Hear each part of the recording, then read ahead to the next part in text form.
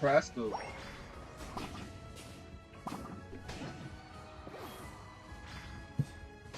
Hello?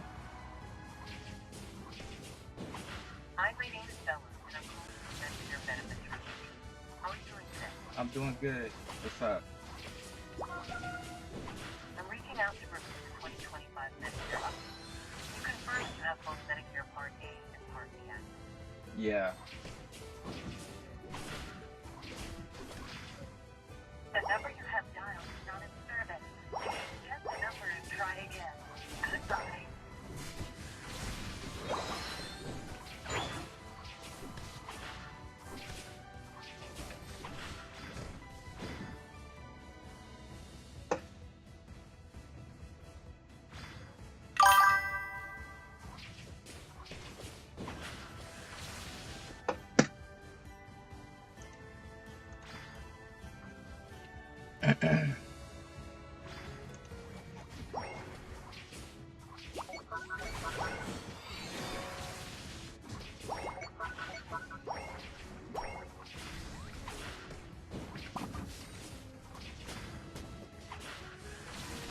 Gotcha, dickhead. Ooh.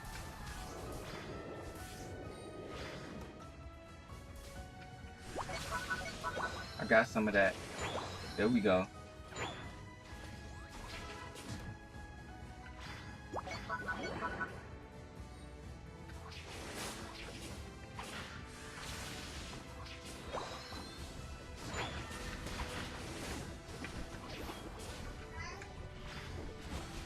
Shit. Okay. Zero cleaning them up. There you go. There we go. Okay, I'm level 7 now.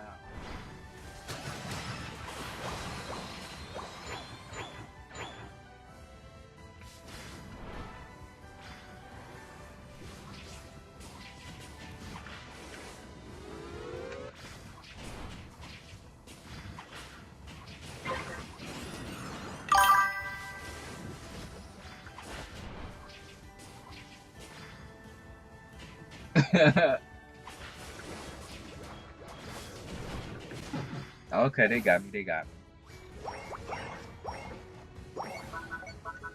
They broke it? Damn.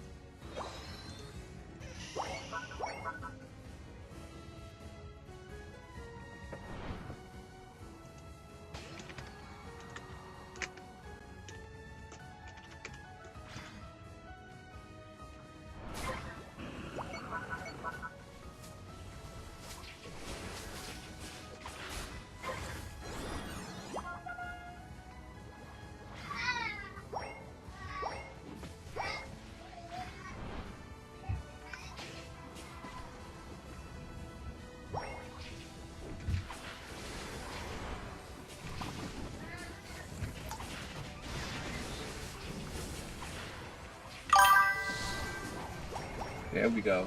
Break it, break it, break it.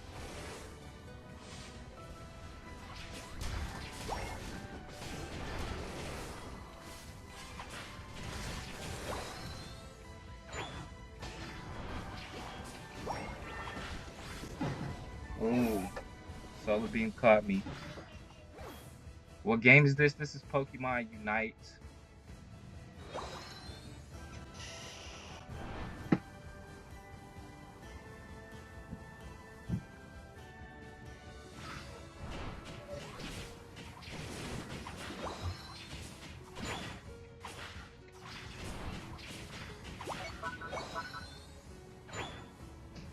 This is the game that is tight.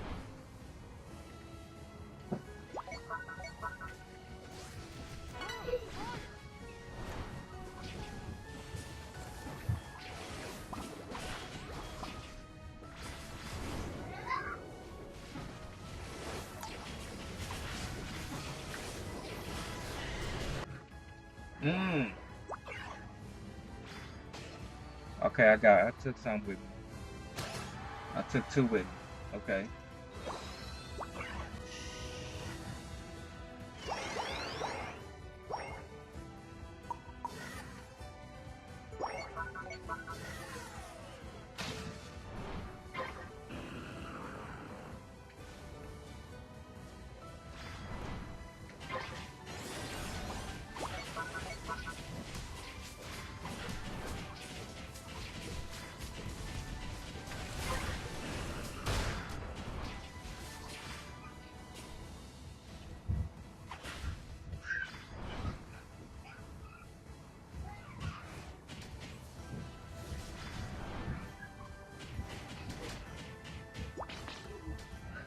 That dickhead.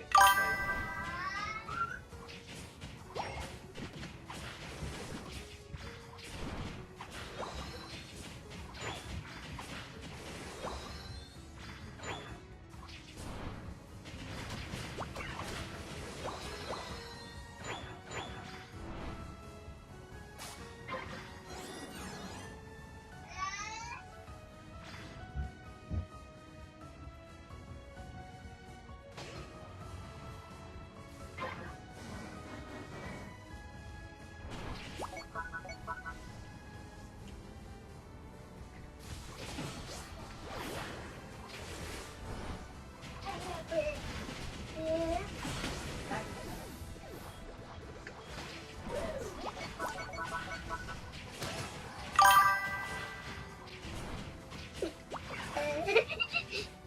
Thank you.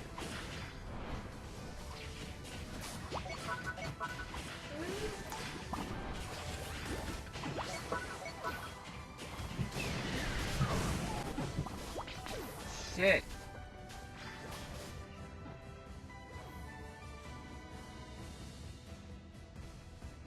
Bro, Sharon Garcia, what the hell you talking about? Alright. What's they sign it for? Mm-hmm. I just see it every time you come down here. When you see this light on.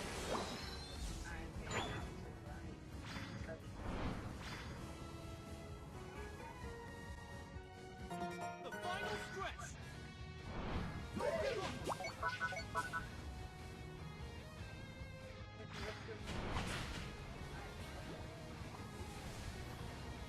Yeah.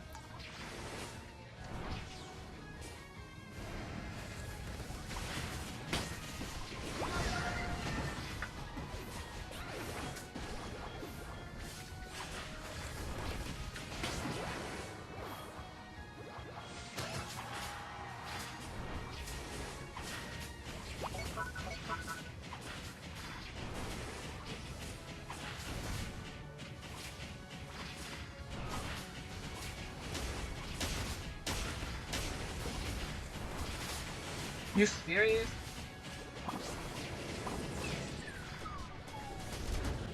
Fuck!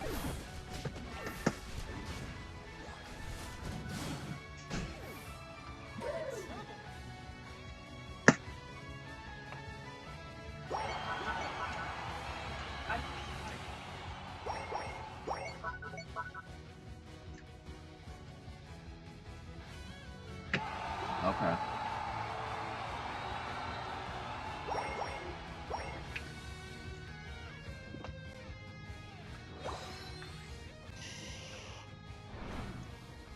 I told you I could put a smart TV down in there. And you said no. No, because what? Because you just saying no. Because I was saying, this ain't a smart TV, but my Switch only got YouTube on it. And you were saying that was fine.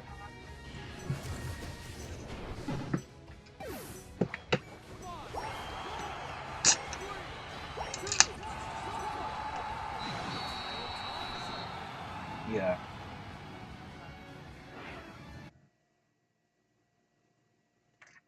Does it auto connect when I put the TV on? Yeah.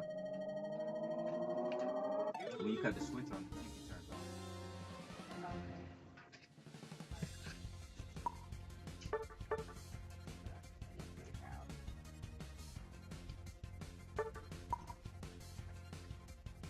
Yep.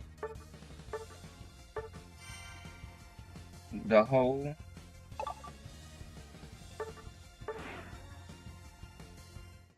Spencer. the whole group of people I had that say TTV. Ain't no way there's 35 people up here. I called you. So come over here. Oh, you were looking for me. I'm sorry. Yeah, Mommy. 35 people watching. Really? Wow.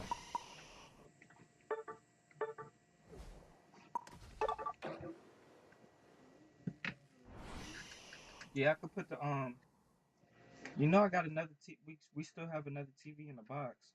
Yeah, that you need to know about. I knew about it. I said something. I said since you got two TVs. So I bought them TVs at the same time. Okay, yeah, how's the TV together? I could do it anytime. I just gotta take the TV down and take the mount off. And now that's I wonder where's the other.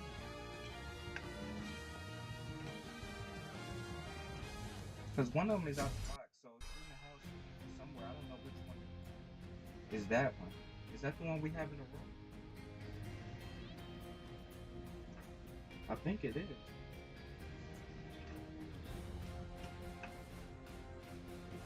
So now you want that TV out there. You act like we about to start getting out there. I am. I can speak for you, believe. These something out there. Yo, what's going on with this stream? Is there really 47 people up here?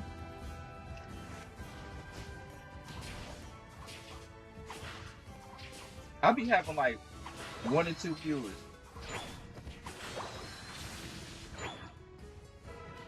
This should say 47. I'll get off. It's a Twitch. Mm-hmm. It's Twitch. I have a Twitch. I told you I'm streaming like on 5 days. Yeah, I be seeing like streaming. I just be going on TikTok and be like Twitter, you know, and I'm like, oh, and then I'm like, oh, there's videos. Yeah, Twitch, TikTok. What's it? Kick, TikTok, Twitch, Twitter, YouTube. I don't know either. I just found out what it was recently. It's something like Twitch.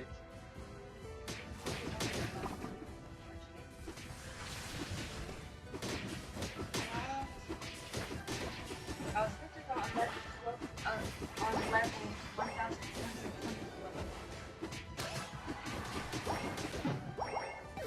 Yo, this Ursula food is nuts. This is crazy.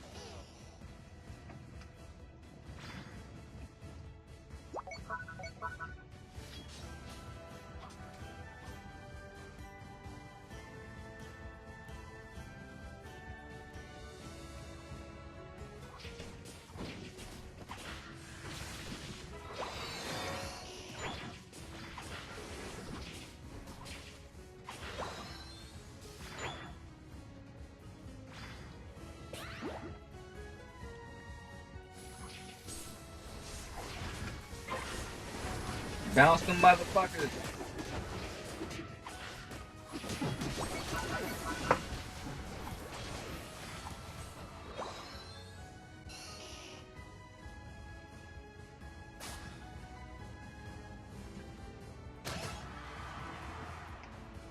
Okay, there we go, 80 slash. Cook.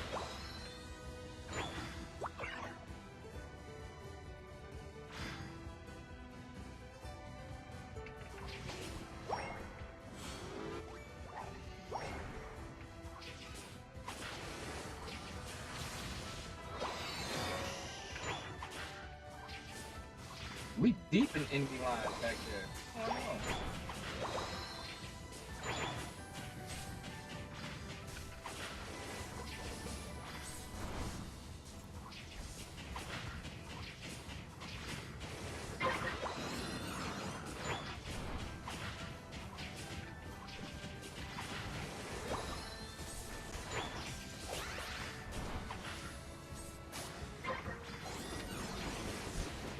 Oh my god.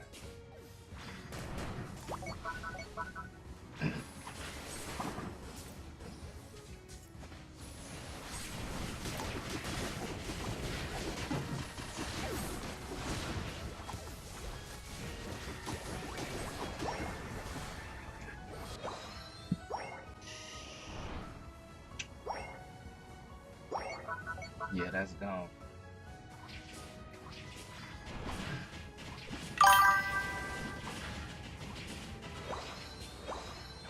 How many viewers to say I got on there? Toya?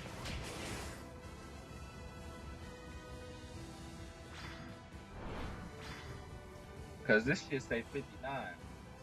I ain't never had no 59. Bounce that motherfucker. There we go.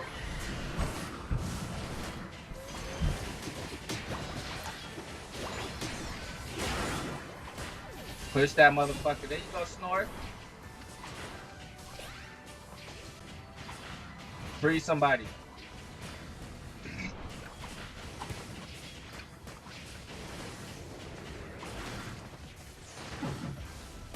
And I got froze. I said free somebody and got froze.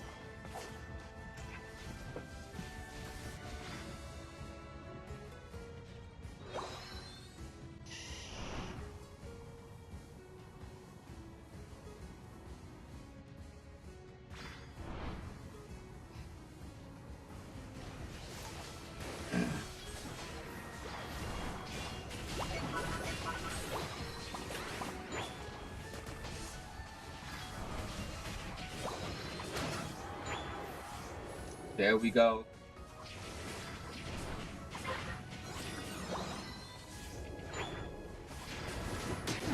Oh, we didn't score that?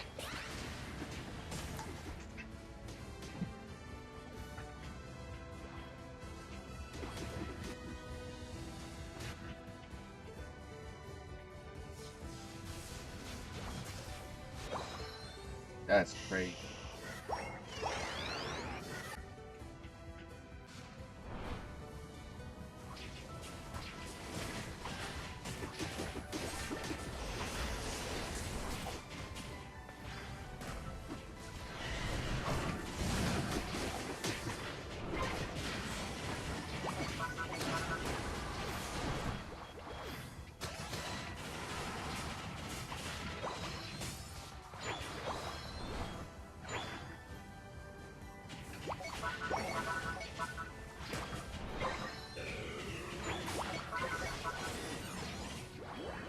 Okay, we might get top and bottom.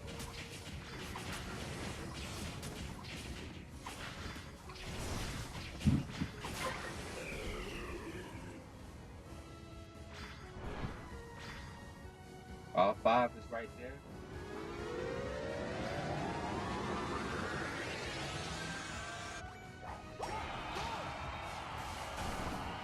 Too late, Snorlax.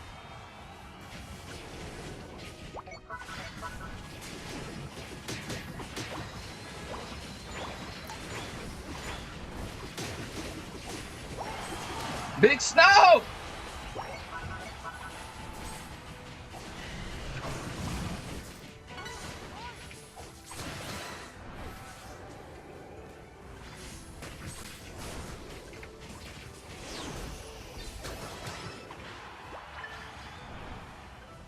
Big Snow! We did that, my boy!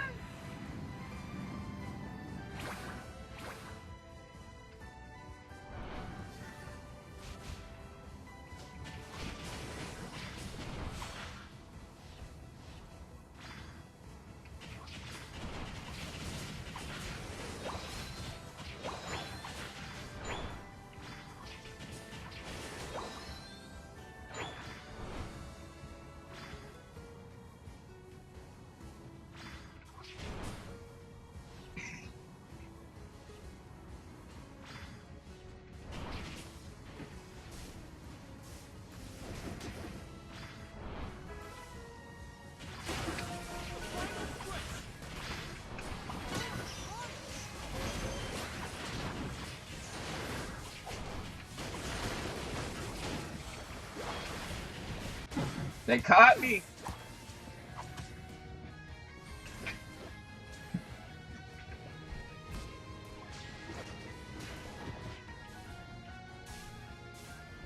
Dang, I got a 20-second time.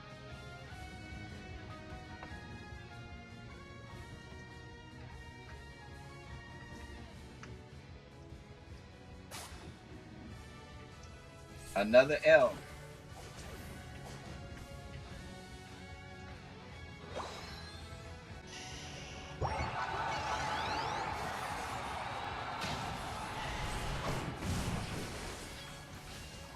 Fight on the go, motherfucker. There you go. Come back.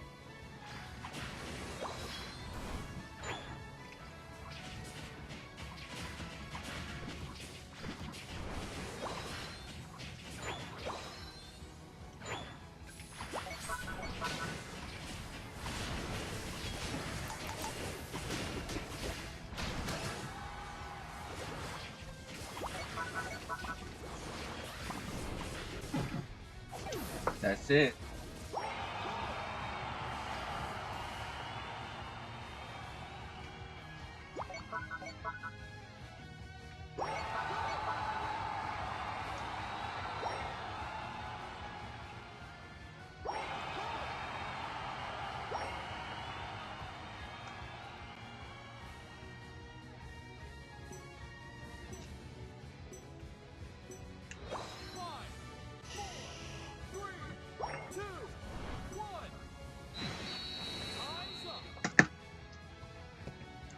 Two L's back to back.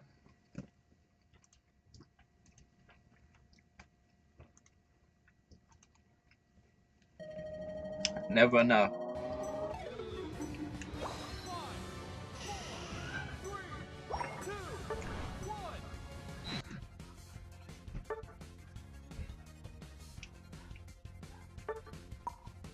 I could never do enough.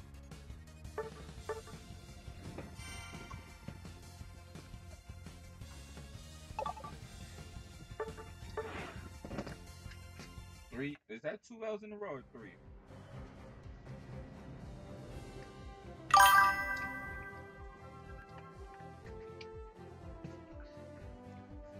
You here? What's up?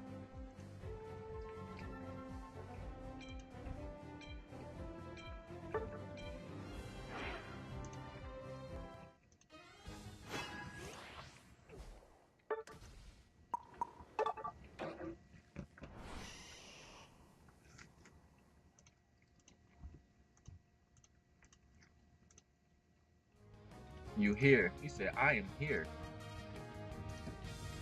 You all might.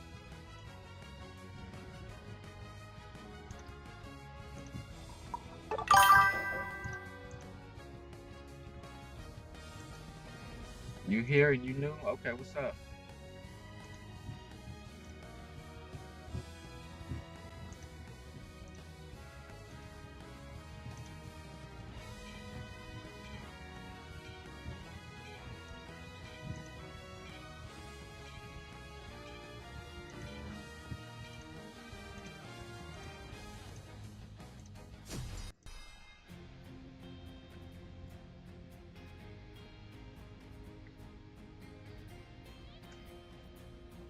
My main is Venusaur.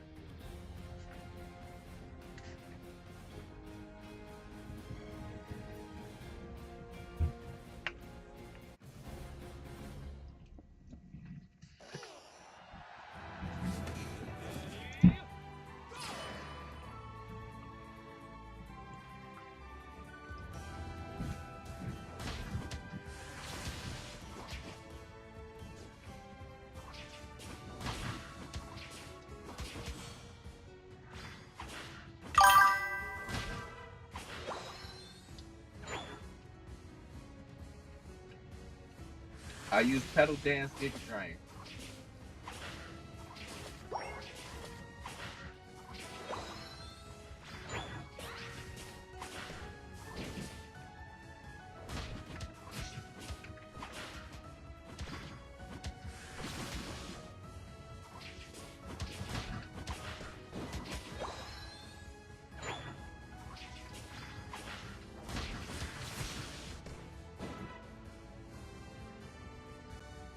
Dang, me and that Snorlax had a crazy run. I should add him.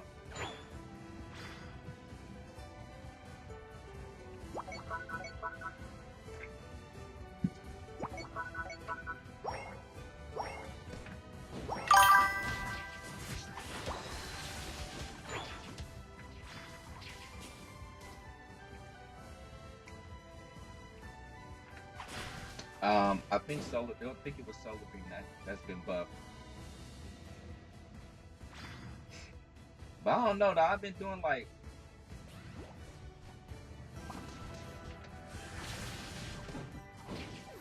And I jumped my damn cat. And I jumped on my cat. Okay, we gonna cook.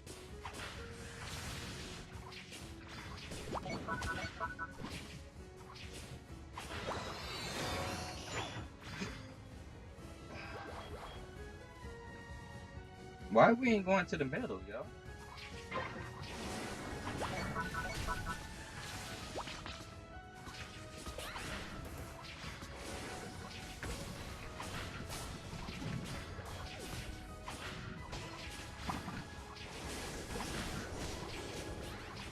Are we? Why we ain't fighting?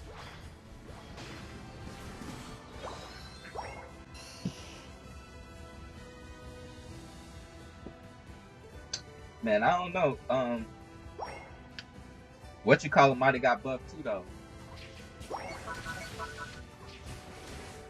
Because I've been doing like 100,000 very consistently now.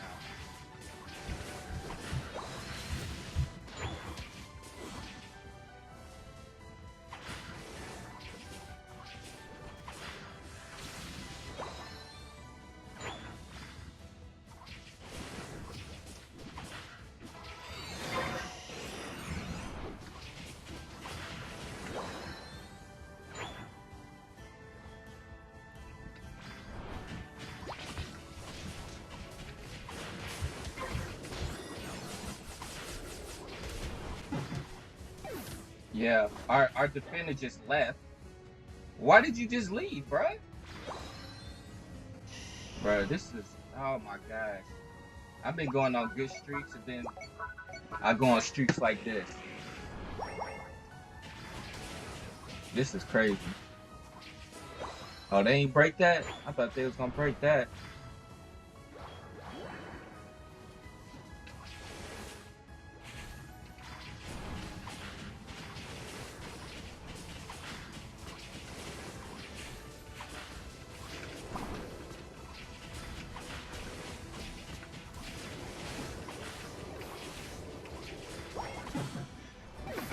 Oh, damn.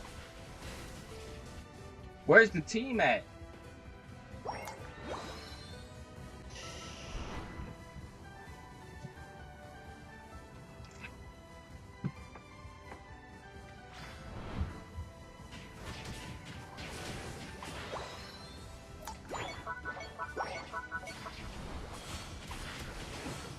Come here.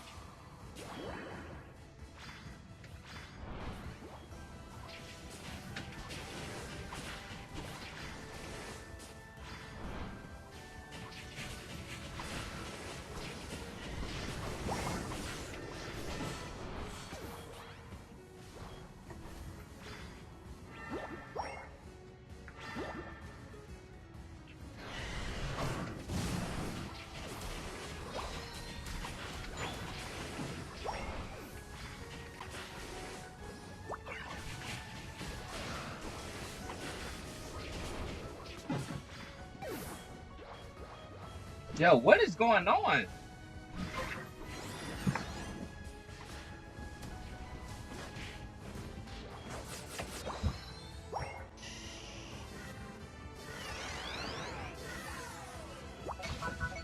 Can we pack these motherfuckers up?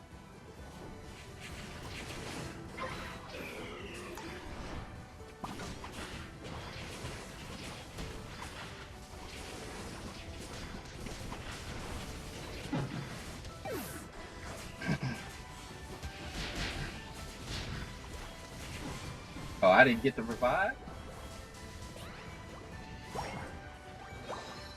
We got absolute top, yo.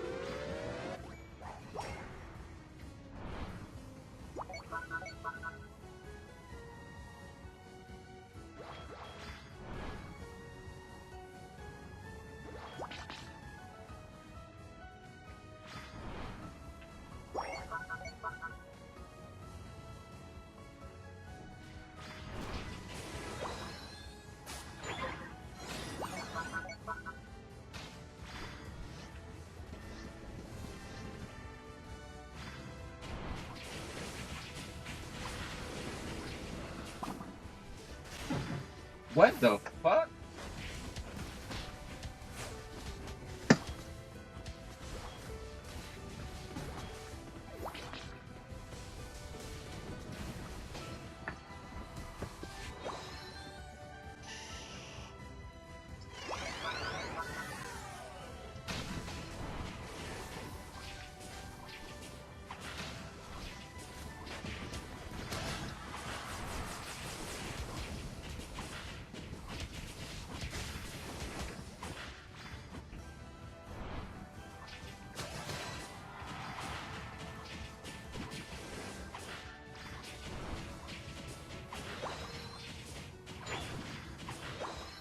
Please, let me get this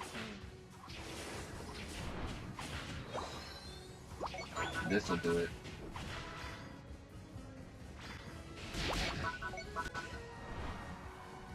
The final stretch.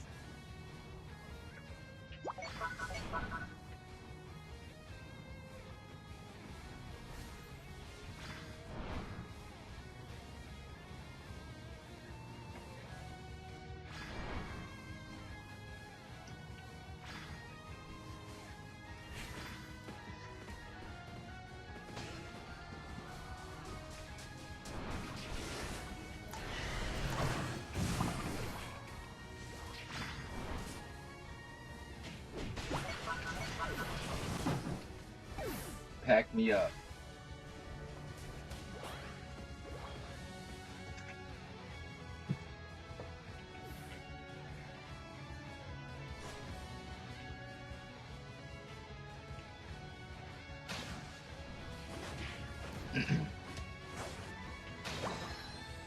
He dead.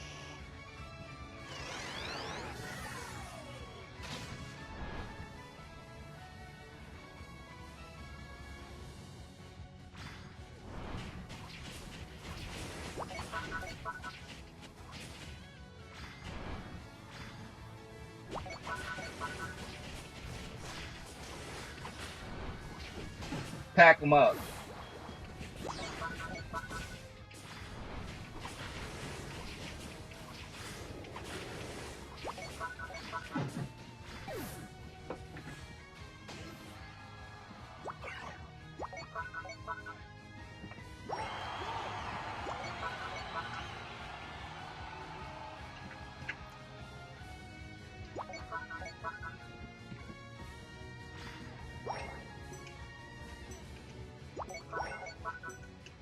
Five, four, three, two, one.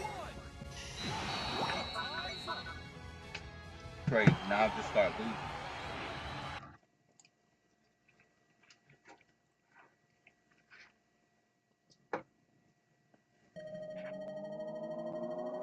You lose.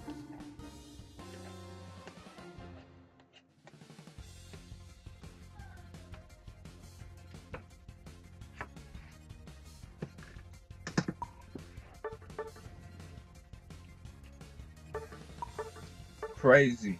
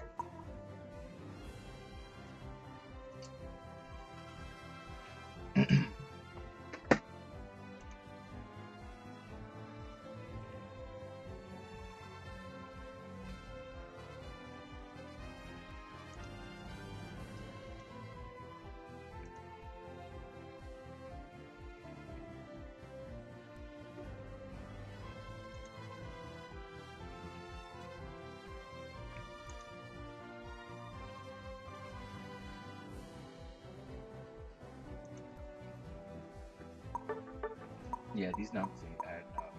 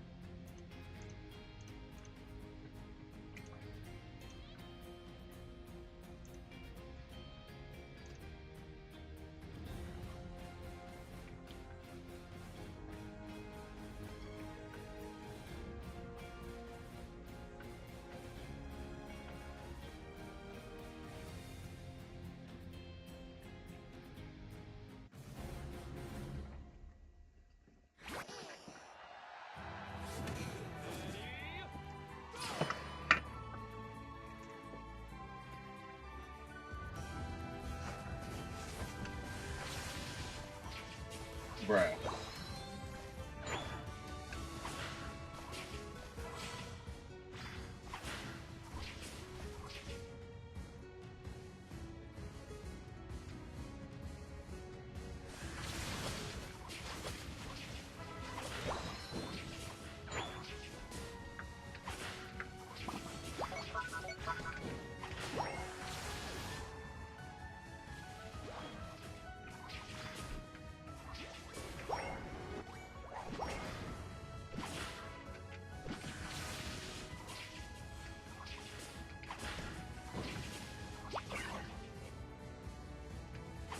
Boy, I know when to retreat.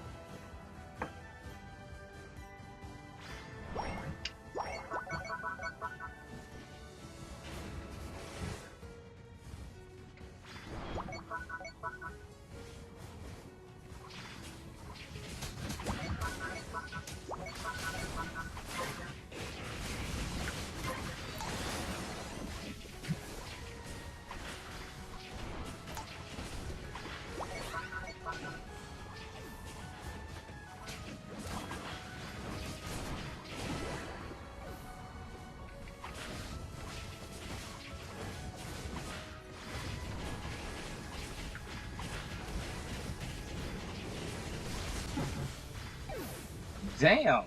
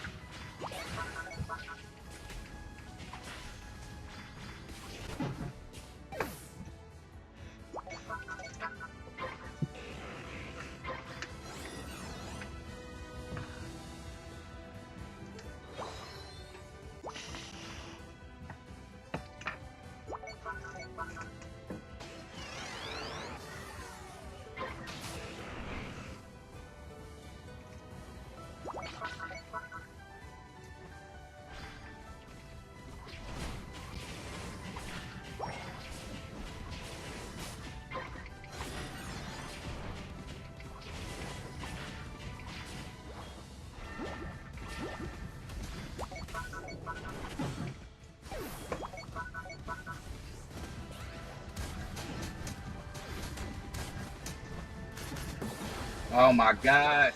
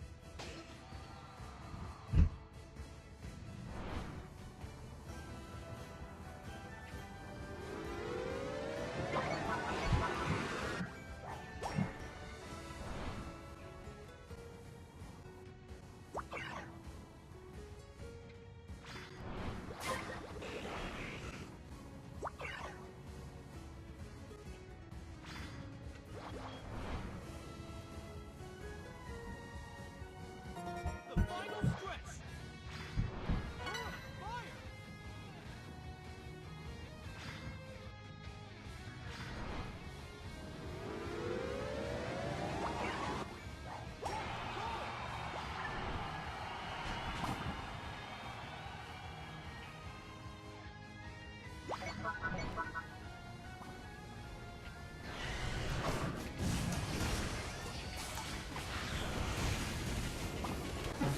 Again.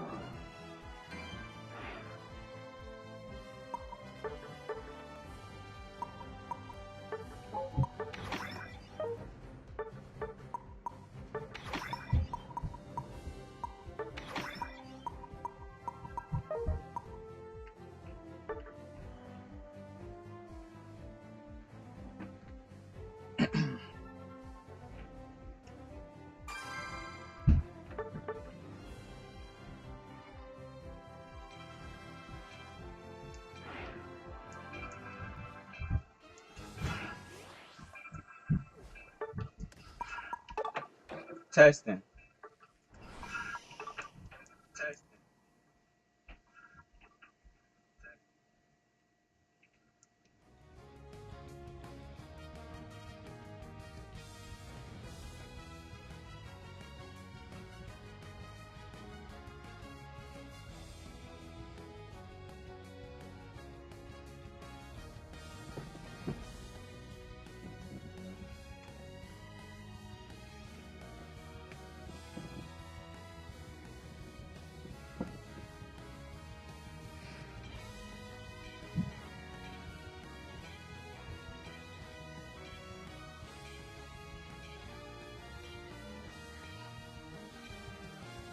1 second delay. 2 second delay.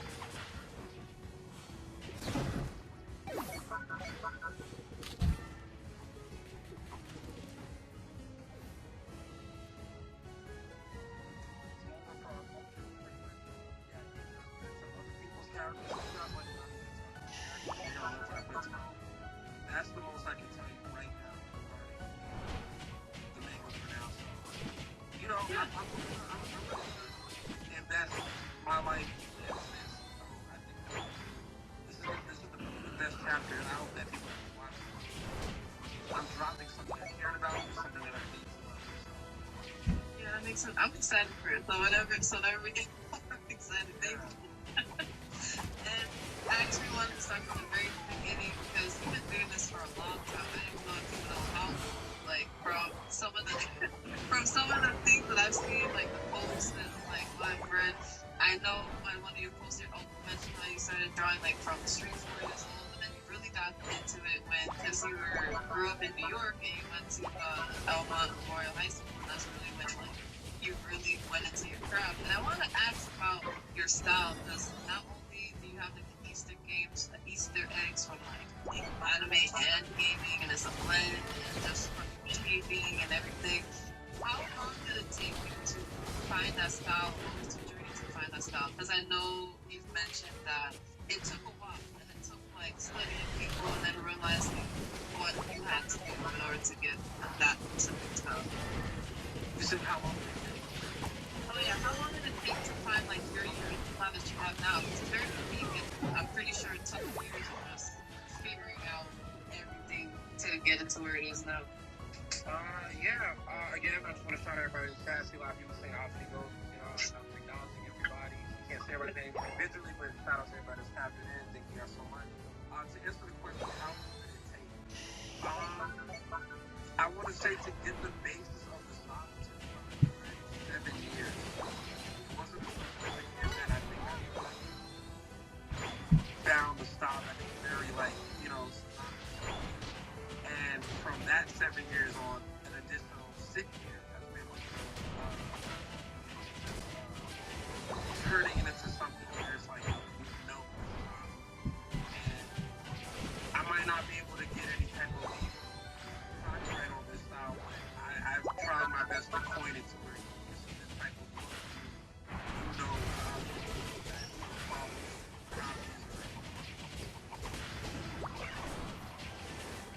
this is awesome. Yeah, I definitely understand that. And I mean, I can't speak for anybody else, but it's just like anytime I see your artwork, because I live in New Jersey, so I know that you partnered with one of the stores from American Dream. Yeah, and that was like my first experience with your art. So like, oh, art. So definitely, it's like anywhere I see your art, I go to see art. So like, definitely, I was like perfected into that level. Mm-hmm. Yeah, no, I'm trying to expand. My career has really been nothing but trying to change the narrative of a starving dig deep into what it is.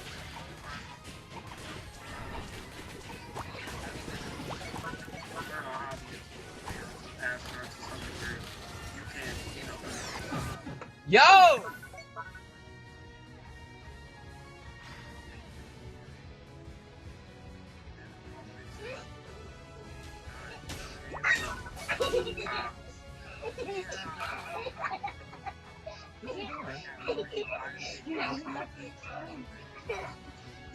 Enjoy your flowers. No, you don't do that. You do not do that. Do you understand? Yeah, No. that's true. No. One thing I love is like throughout No, absolutely not. to Come get back back up to here. Oh my god. opportunities. Whether it's their art, whether it's Fucking 5 losses in a row? that for a lot of people.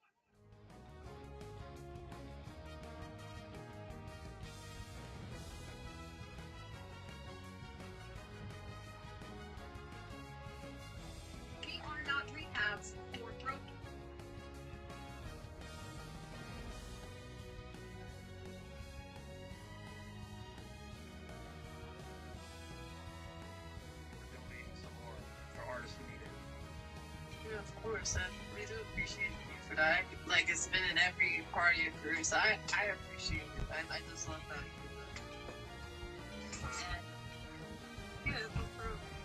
And, well, yeah, I like to for people to flowers too, so that's like, we're only alive with soul.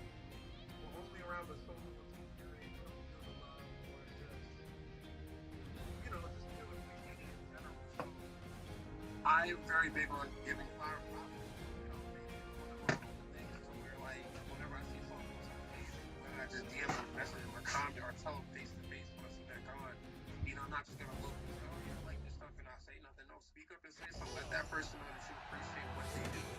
Because we only, like I said, so much time on this earth to hear that.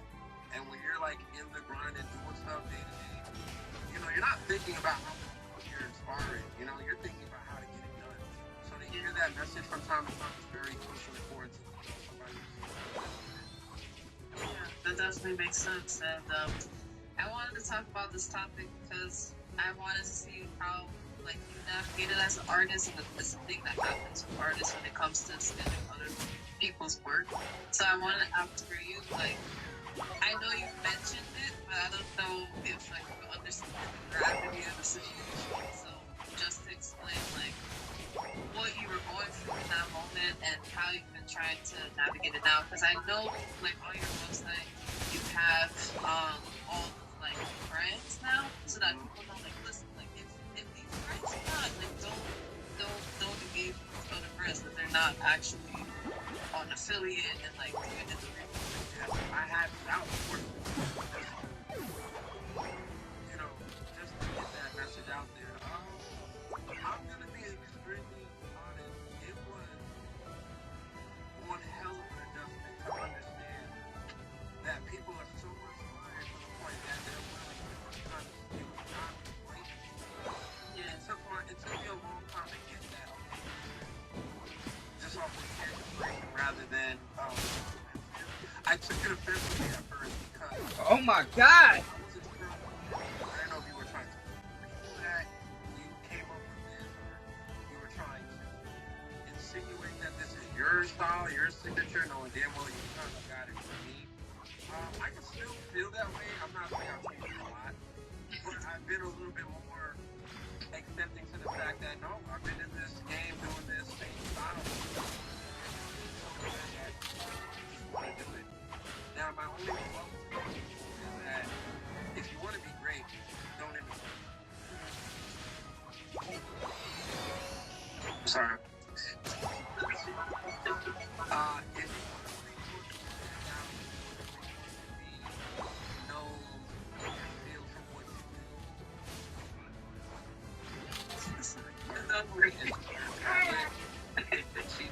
Whenever I know Angie, she just doesn't know. Her grandmother know that I'm sorry about that. Things happen.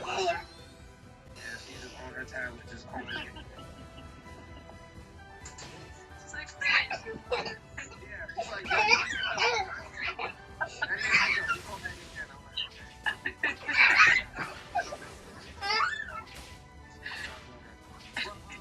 sorry, back to what I'm saying. It offended me at first, but I wanted to know you really want to be next.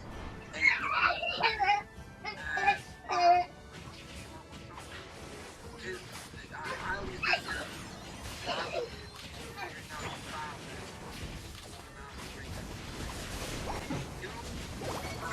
and then you come out with your business plan and your own brand and that.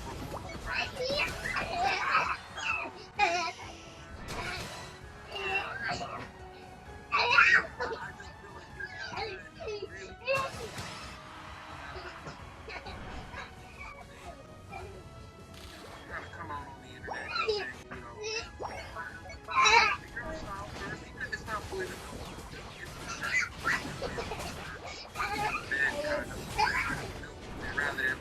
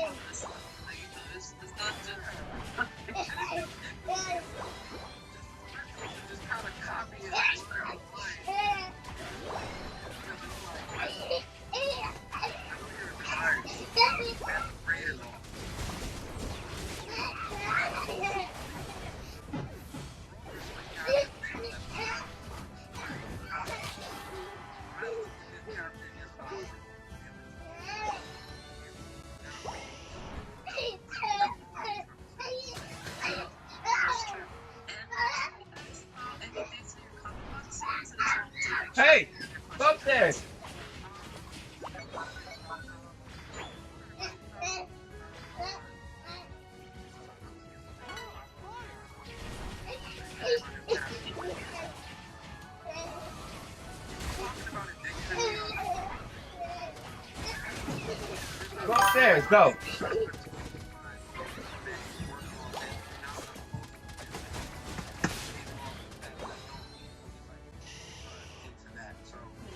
I hope to stay within another year. There will be an immense amount of progress from today. Now that I have the time to focus on it. Okay, that makes sense. And I wanted to ask about like the LSD collection, what it's from.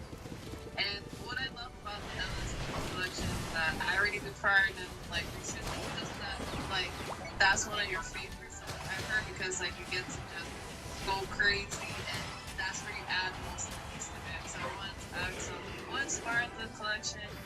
How has the impact been since making the collection? And the Easter eggs, like how like what you going through your mind when you put all the LSD was created or started around it was around the time of our house. Figure out, alright, we're home now. Yeah. And outside of the Virus Graphics collection, which is, you know, the collection where I'm just with the anime characters as themselves. LSD was okay, let's do what I want and what I feel like. Virus Graphics is more like, if this anime character is hot and trending, I gotta draw it to sell it. Or let me go back and draw some cool stuff that people appreciate seeing in the modern style. LSD was none of that. LSD was more like, hey, I got this little bit of an idea in my head, and I really just want to kind of see it come together because I know we would never see it come together from the original ideas. So like, why not create these amazing snapshots of art, of ideas coming together that we would never see in real life?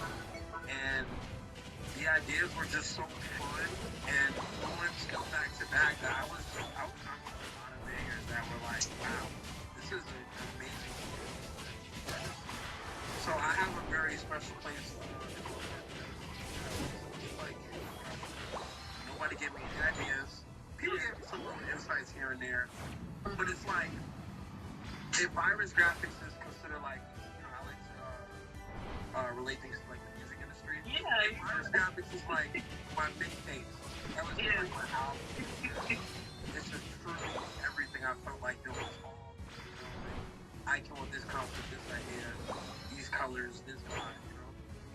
Yeah, that's true. And actually, I was going to touch on the music career because I feel like it's very interesting because, like, not only did you start that music career, you had your studio, then you went into photography, then you're at Universal, then you started. You have your hand in everything. So I wanted to ask you, when it came to the music, how was that experience? You know, have your own studio into music, and then how has those influences inspired your art in a sense? Damn. Yeah. Studio every time. Like, you know, hey, we're gonna make this work kind of studio level.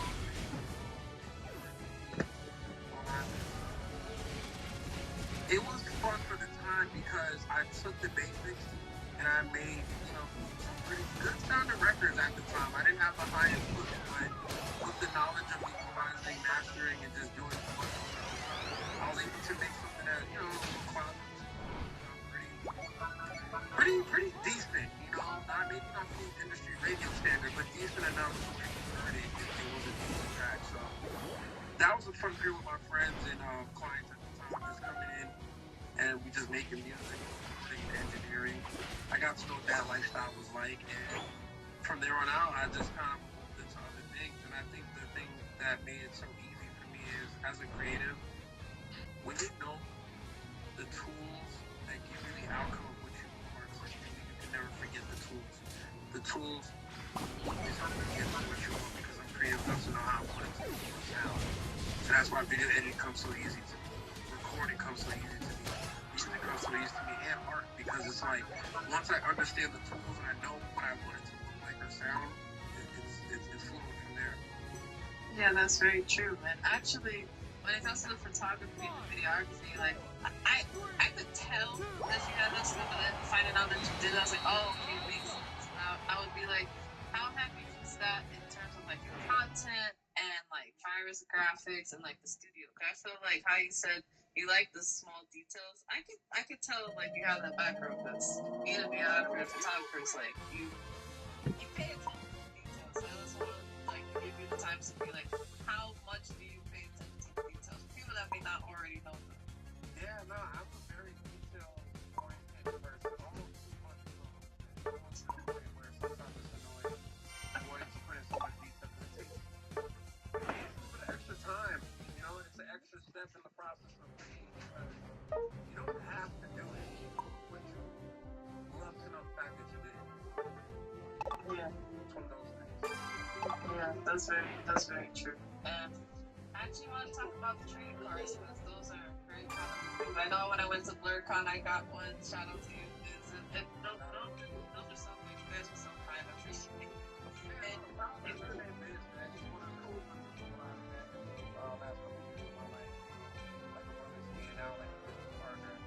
But we have been kind of locking in trying to turn this art career into something that is probably, gonna and also just laying down the blueprint for what I feel most artists should have that spark in their creativity when they help a person to go this far.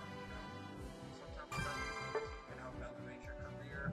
Sometimes just having amazing work can be more than just seems to just your eyes. Shout out to him, man. We came together, we worked on these cards. It's been about a year and a half of being in production, and the feedback has been great. People are enjoying it, they're loving it. It's cool, it's metal, it's going to last, it's not going to get damaged. They have serialized numbers to them, so now you know how much has been in production. There's so many great values of the cards right now that I think because me and him put so much I put that vertical stream on everything. enjoying it. That's true. And actually, I'm kind of curious about like that process because I know like you have different influencers that you made the cards for, like RDC Road and stuff like that. What are some of the things in the process? I know it takes some time, like to get these cards out and like serialize everything. Like, what's the process of like making the card like start to finish? I'm kind of curious. And they don't take as long because I guess now from it being about a year and a half of working on it, we figured out ways to make the process quicker and easy.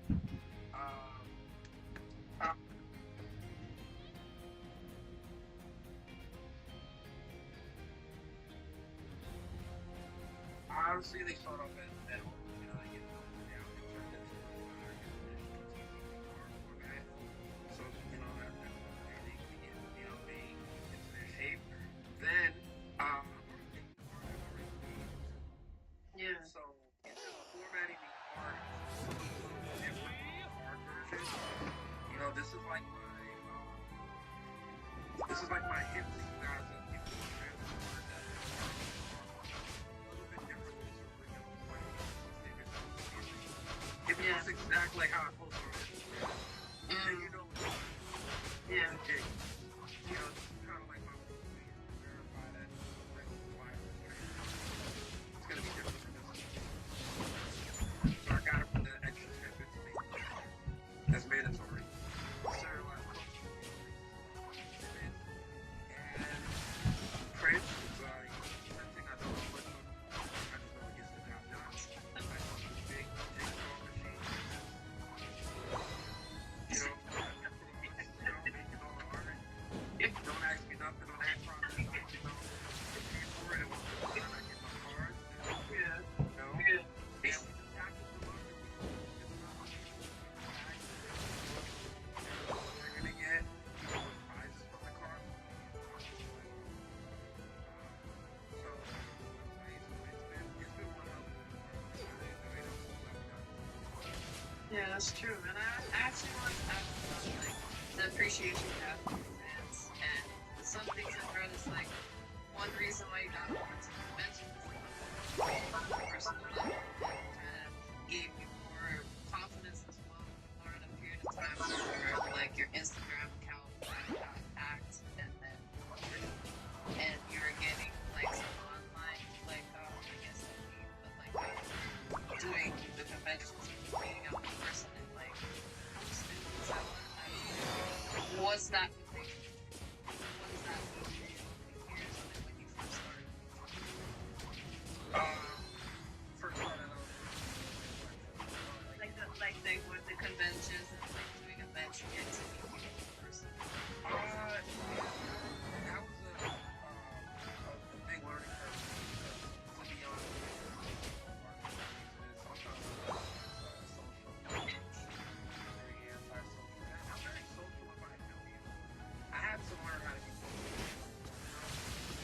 had to learn how to speak to people I've never met and enjoy something about my work and how to talk to the whole conversation. You know, be more open to that. That was something I was good at the beginning. So, a little hard for me at first because I didn't know how to, you know, just the basic sales. Just sales. Just being an immersive person. So the cost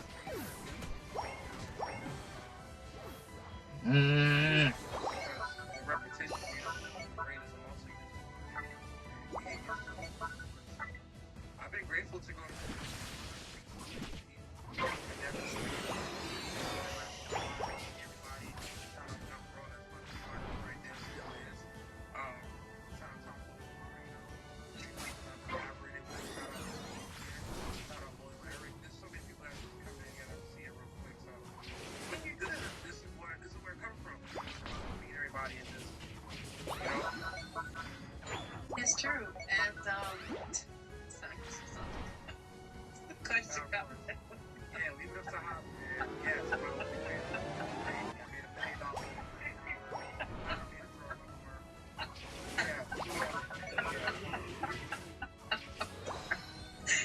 Okay, and I was gonna ask also how do you feel that like your artwork is like not only in different states, it's becoming like all these different countries. Because you got to go to Montreal. That's a good experience for you. Yeah, that was great. And actually, we're actually going to London. Okay. So yeah, we're finally going.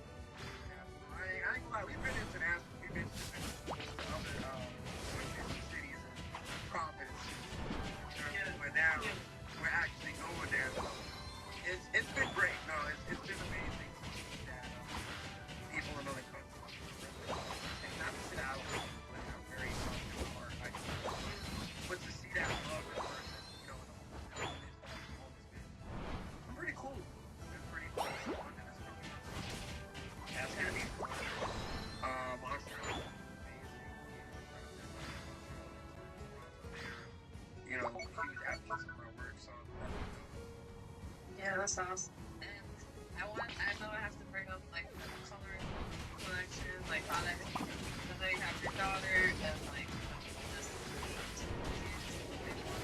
what is my coloring like the yeah, Little Miss Harlem.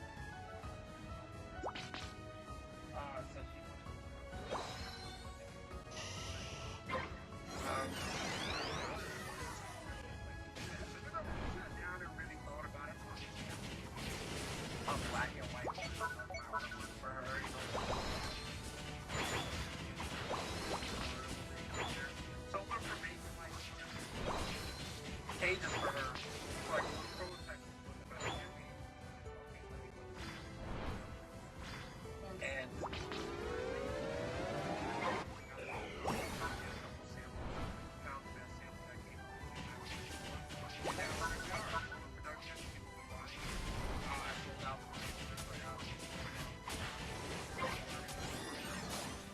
That's awesome. And also, the amount of things that like create your art is like, for me, it's crazy.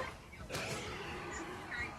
Not only do you have the cars and the clothing and stuff, I want to actually talk about like you being able to like have it on different bags and collaborations, like being able to have it on top of the bar and there's in the mystery box. Then you got the Corvette going. And like, even the PS5, like how do you feel like, yo, I want to live all these things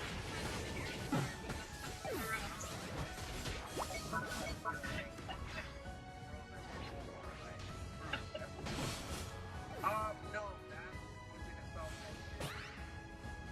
it's been fun to know that anything here can affect that to me is my superpower. And it's been great. I can think of it, and I can wake up the next day and actually make it happen. So, that's the stuff I want.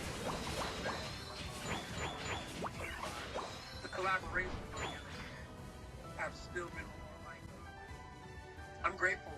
I'm honored. I feel like it is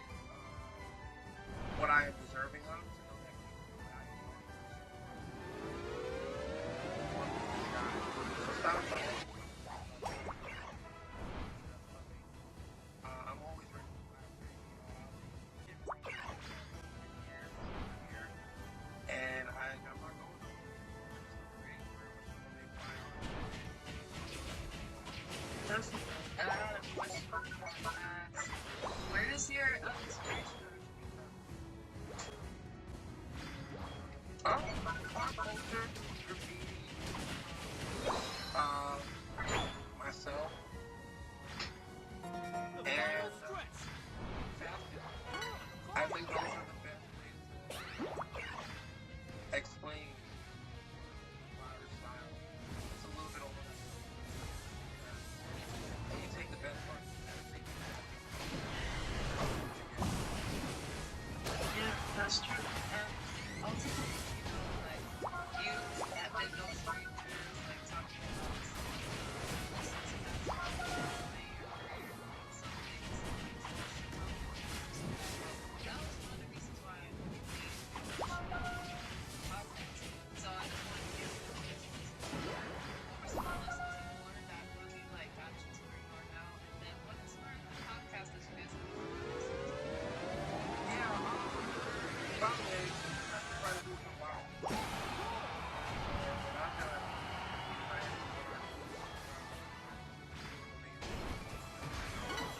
Plan on popping there, space just like Thank you. Shit. But yeah, the podcast, because, like I said earlier, I'm trying to give out the message and share the blueprint for what I'm currently going through. You win. So with the post that I share,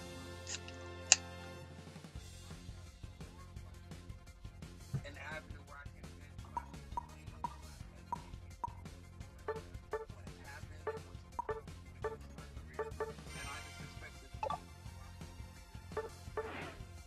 what is important to them from that or pull a message that they're supposed to be resonating with so they can use it in their career. Yeah, that makes sense. And one thing that you've touched upon, like in the just in general, like throughout your stories, but like recently with the articles, is something I resonate with. Because when I first came on here, like random, like, oh my god, I gotta be a content creator. I gotta make content on Spotify or and it was kind of one of those other persons that like felt the same way.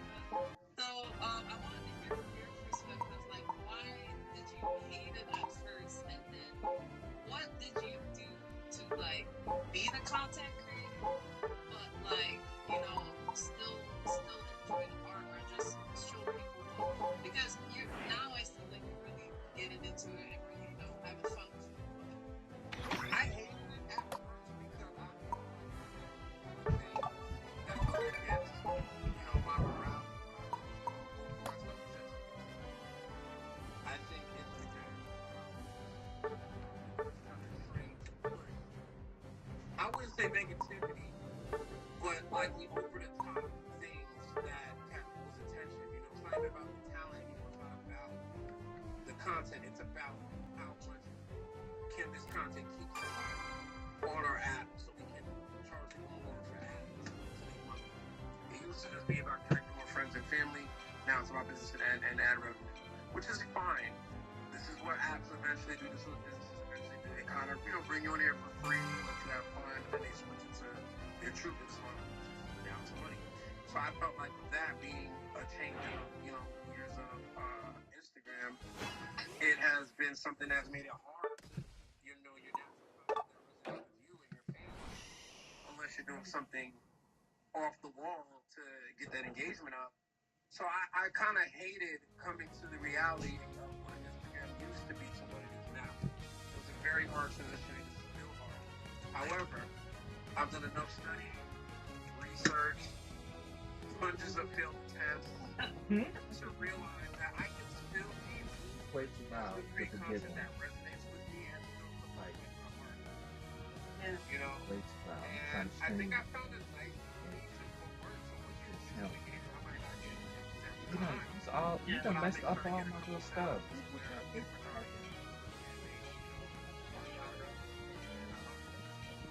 I love what I turned it into for me. I love what I've done it, how to make it work for me. He said he's Of out course, of and control. you know it's too constant when asking Like, every time I walk, he think I'm chasing him, and I'm like, bro. Like it's just crazy. You know what's crazy? That's actually one of my backgrounds. Nobody even doing that. ain't even giggling. I don't know. I played before you actually, but no, Man, it is he's down here. my favorite hero. He's probably gonna be up all night. I don't know why his personality is that like powerful. Huh? Probably. I like Mem said I'm pissed. What I'm pissed about?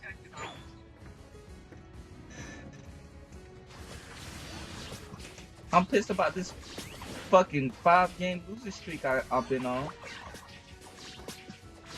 I just started winning matches again. I was ranked.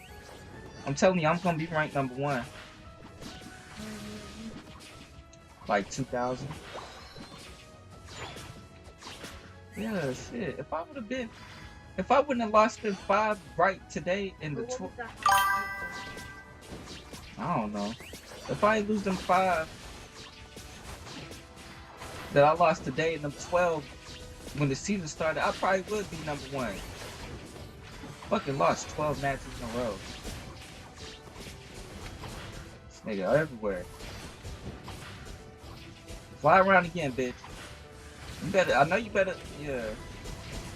Oh, and he flew around and killed my ass.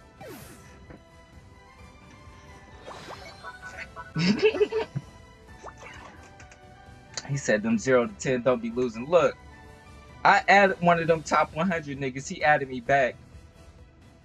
He sent me an invite. I didn't know who it was at the time, so I denied the invite. I looked at this nigga's matches, and he won like fucking 50 straight. 50!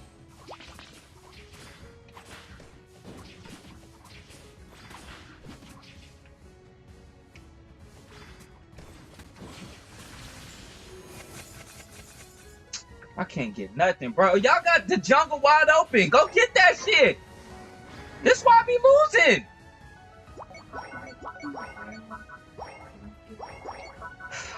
It's probably in the closet, toilet, in the guest bedroom. I haven't seen it.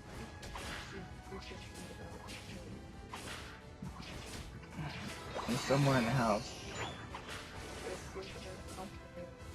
Oh, that's in the car. I'll be sleeping with that. Mm-hmm.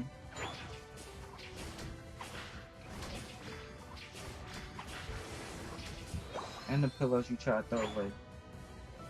You gonna put your arm on it. You're definitely comfortable as a passenger. As a driver. Mm-hmm.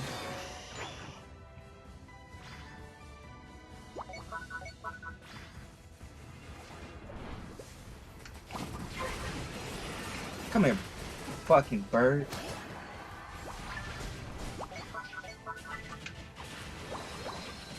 Bitch.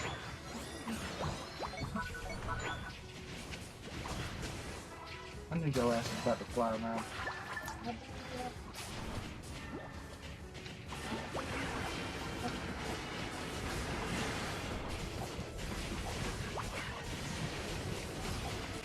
Damn!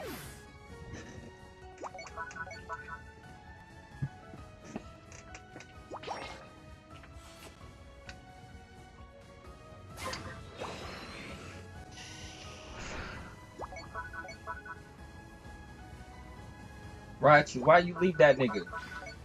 Oh my god.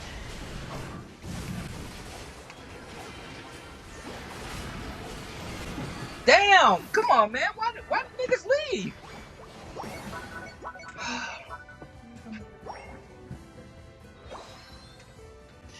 And then what?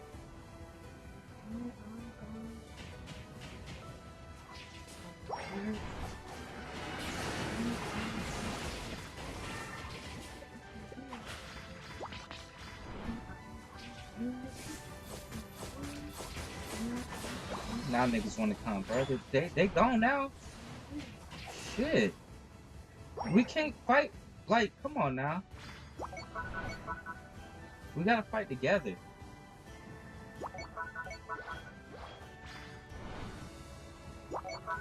We ain't got no fucking goals, bro.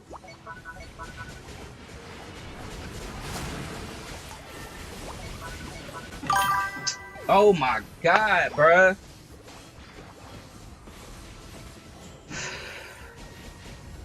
These my team is look. We not even doing nothing as a team.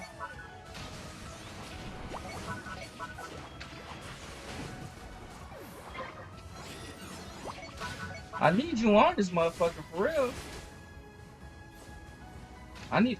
This is one nigga who play Elder Gods.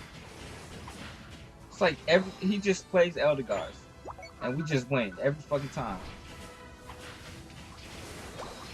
I need that nigga back on. Okay, yeah.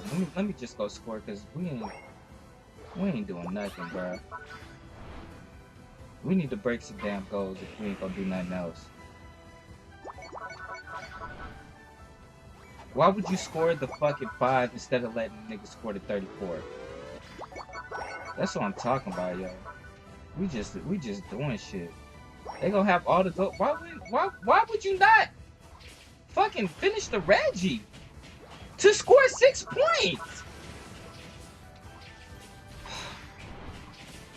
Here they go.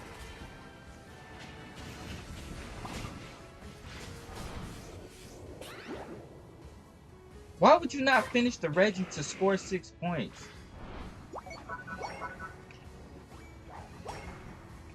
Bro, I gotta be getting trolled.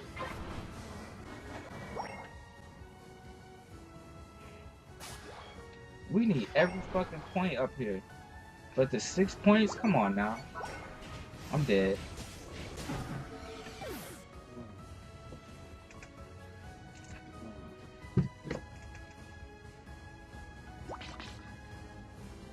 We got 7 kills as a team.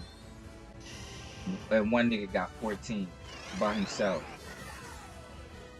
15, 20, 29 kills to our 7. They just fucking us up.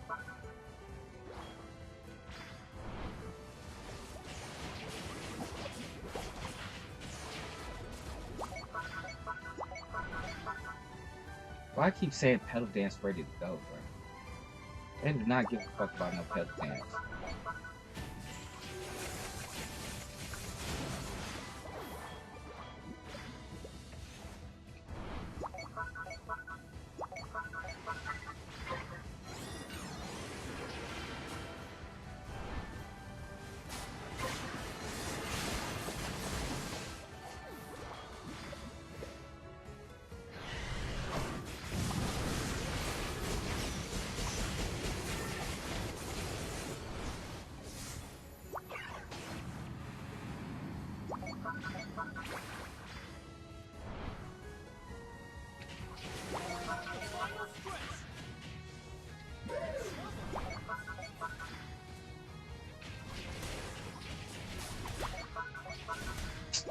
Bruh, and they got the fucking timer on there.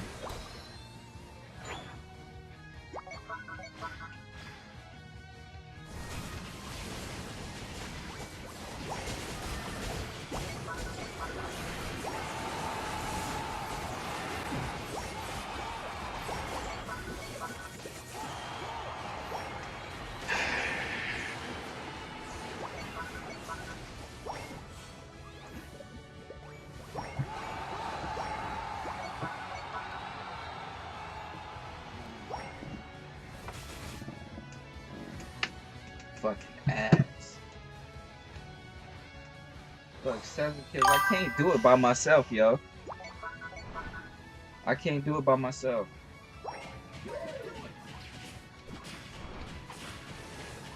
At some point, we gotta stop fighting these niggas and just, you know, try to score.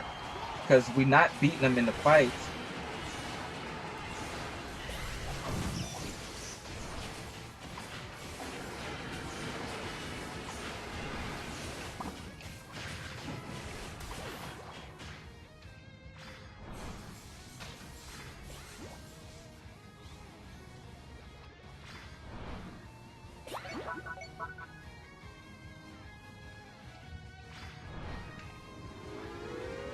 Why am I even scoring? Them niggas score like 500. This is after the goddamn.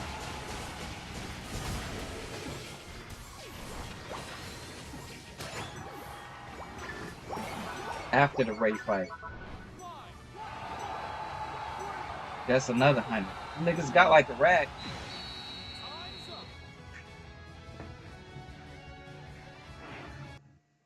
up. I already got gray hairs. I already got gray hairs. My stream say, this shit on Streamlabs say 270 views. I know that shit's a motherfucking lie. I don't know what that's about. But that, they lying like a motherfucker.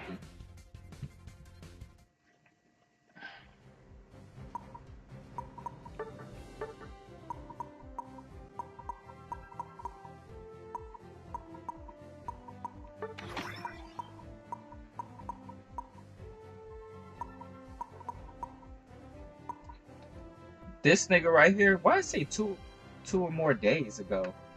He was just online. This nigga's up there. Look at this nigga's training info. Watch this. Let me see. 1, 2, 3, 4, 5, 6, 7, 8, 9, 10, 11, 12, 13, 14, 15, 16, 17, 18, 19, 20, 21, 22, 23, 24, 25, 26, 27, 28, 29, 30, 31, 32, 33, 34, 35, 36, 37, 38, 39, 40, 41, 42, 43, 44, 45, 46, 47, 48, 49, 50, 51, 52, 53, 54, 55, 56. 56 matches straight. 56 matches straight. This is who I'm. This nigga sent me an invite and I denied it yesterday. 56 matches straight. Mimikyu, Palmont, I heard is a powerhouse. This nigga just been beating niggas' ass, I'm sure. This says 56 fucking kills.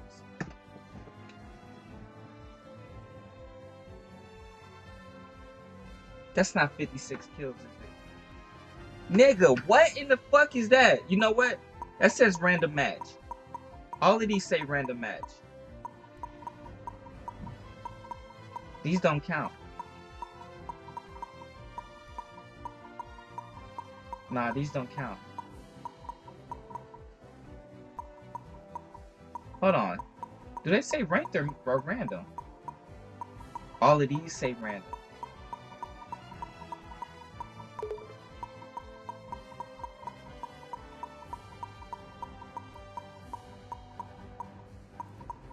What was he doing in random? Okay, now these say ranked.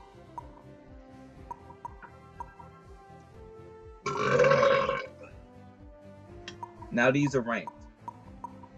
Okay, so he catches some L's in ranked. But still, look at that. That's a lot of W's for each L. This nigga left. This nigga getting 10 W's to every 1 L.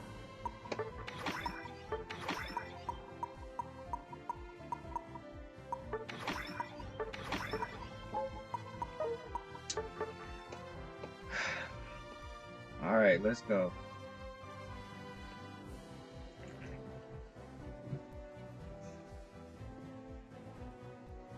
Yeah, but that nigga, he's within that 100 of ranked people.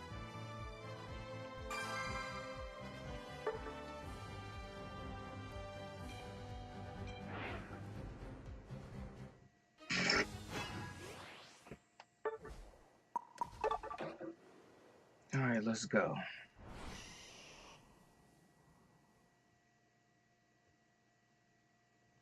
If he loses the game fall, yeah, it is.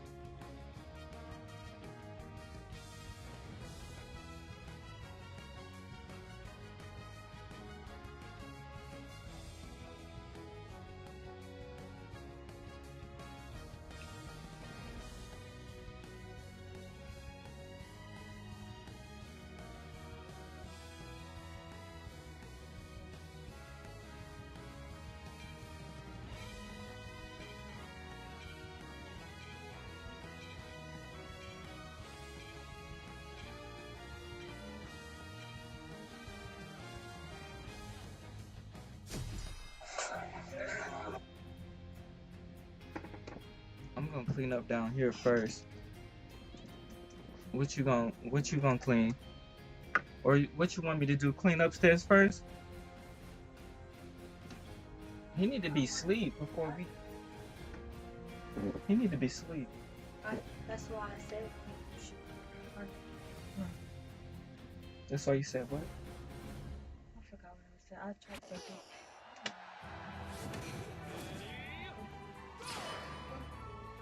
All right.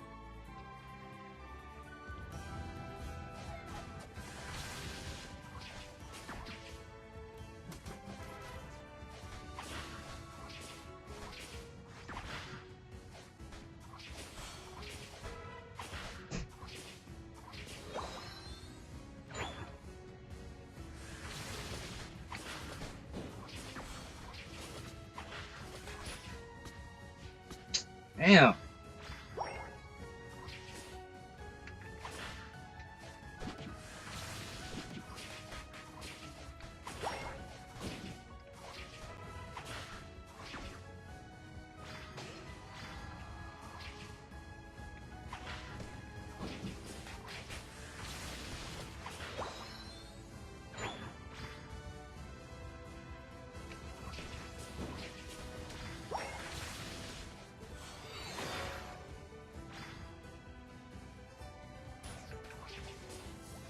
Bitch ass niggas.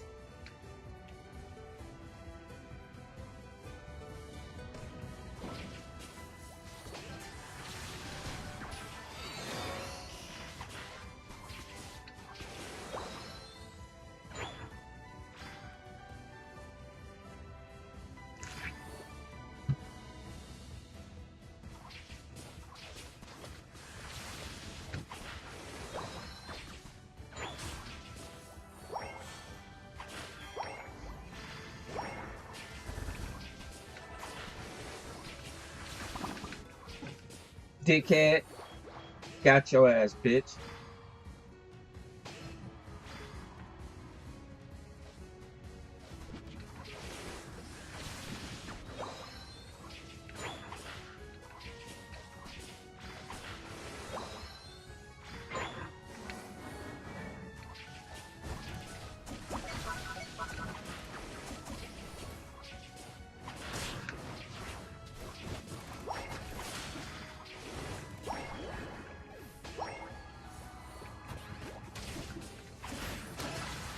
There we go, our Crimmy.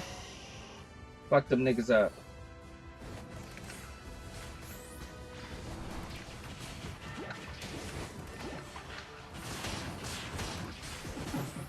This nigga came and fucking cleaned us up.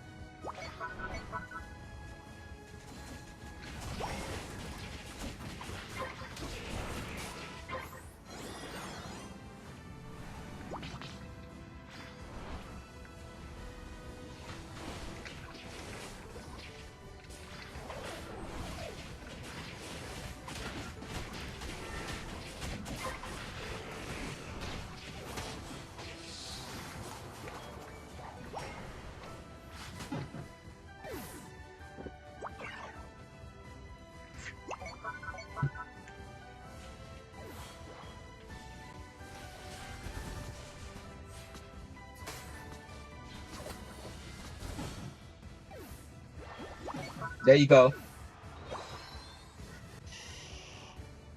Pop that nigga.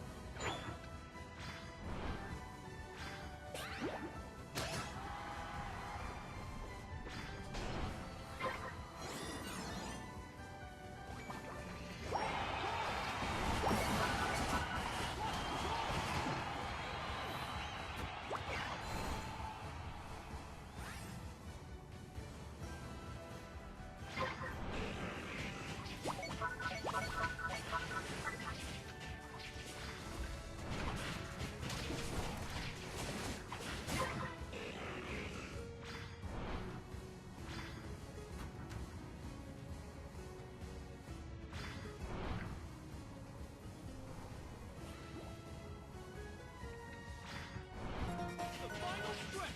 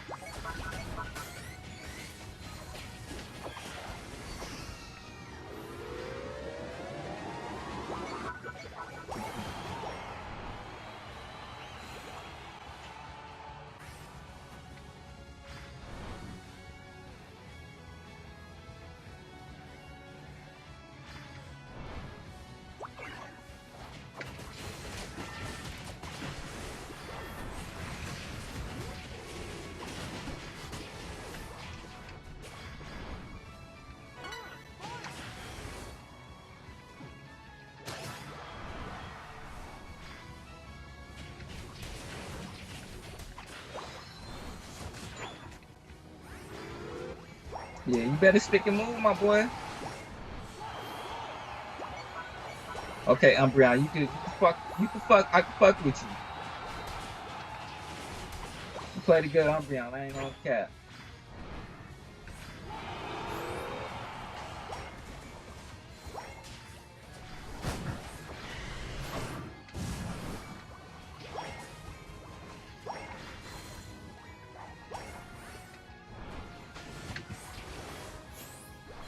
Niggas getting dropped behind enemy line.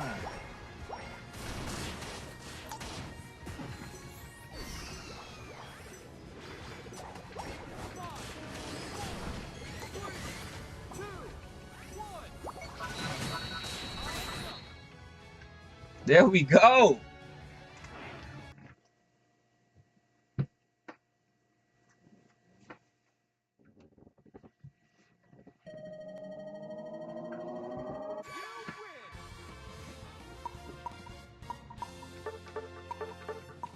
Hey, that nigga's on my friend list.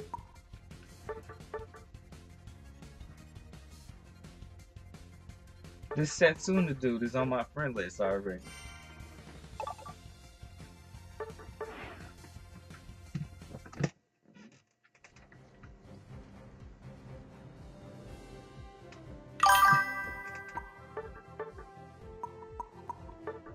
Yeah, he on a team. Use the Decidueye. Good game, man. Good game. Yeah. You did that, I ain't gonna lie.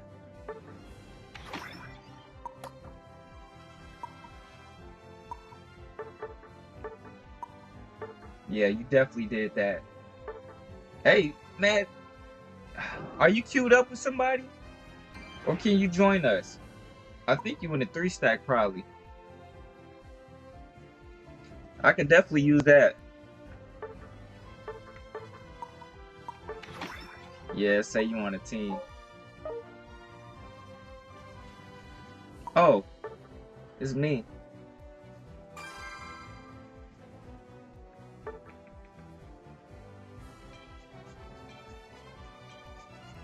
That was a good game.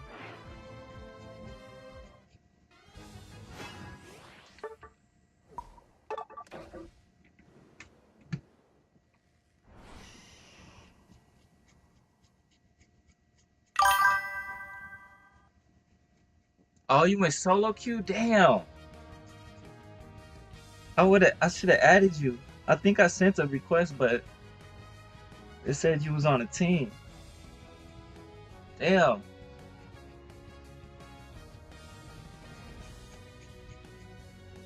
If you can go to my trainer ID and send me a friend request, I can accept it. And after this match, I mean, we can queue up together if you want. That was a good decision while you played.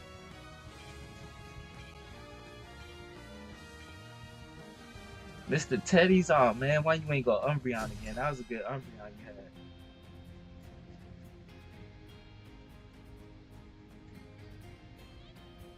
Oh, well, it's another Venusaur. I gotta outperform him. Man, this shit feel good.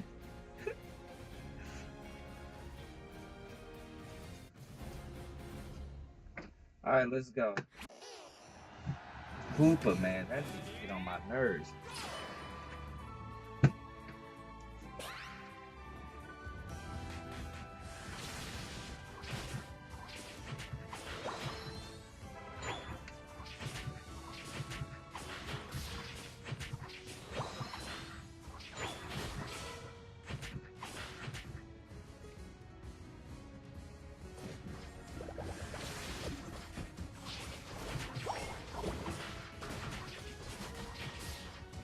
Bro, it's like me and my team. Oh, never mind. He got all that. I was about to say, you can't get nothing, yo. You know what? That was a whiff. Because I ain't hit shit.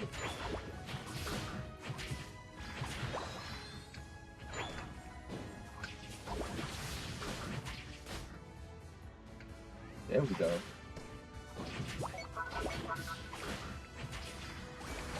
Ah!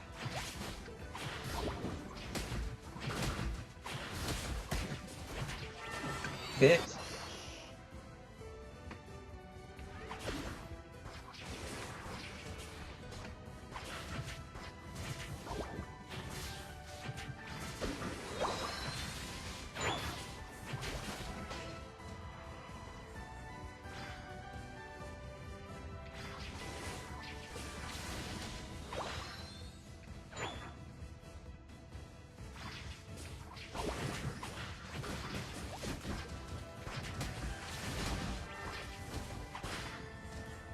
Hey, they trying to hit.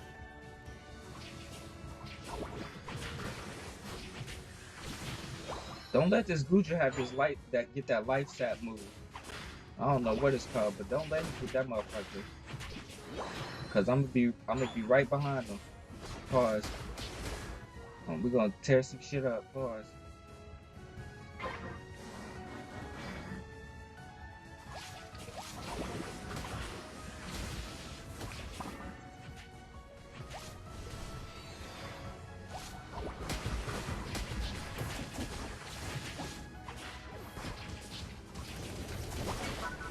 He got it. He got it. I just seen him use it. We about to cook.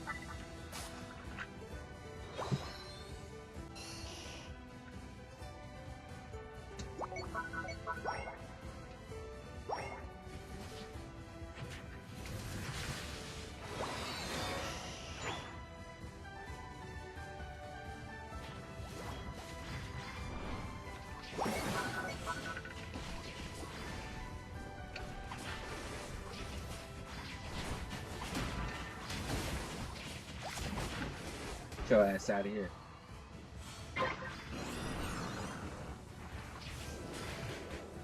Is this nigga giving out heals or not? I guess he ain't healing nobody. Okay.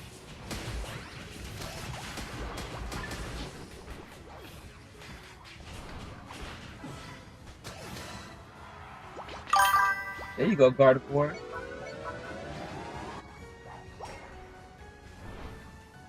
Who? Oh, dang, he didn't evolve yet. I'm just noticing that. He's still level 4. This is the dude I'm queued up with, too.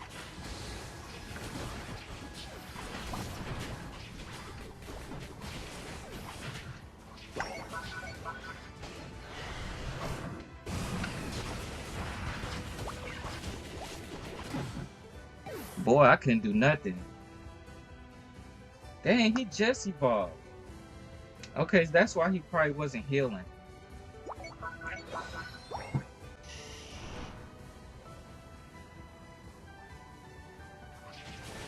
Damn, I wonder, first, like, we just... It was like 4 minutes in and he didn't evolve?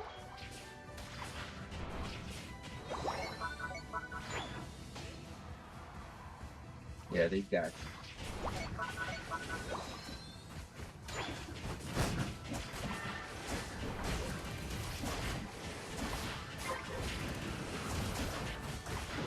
Yeah, me and Guju gonna cook with that. We both still alive. Chill out.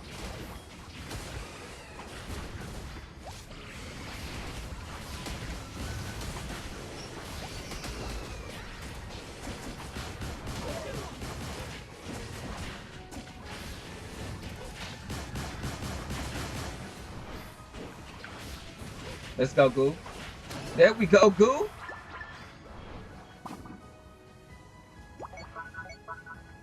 I'm about to flank them niggas from the...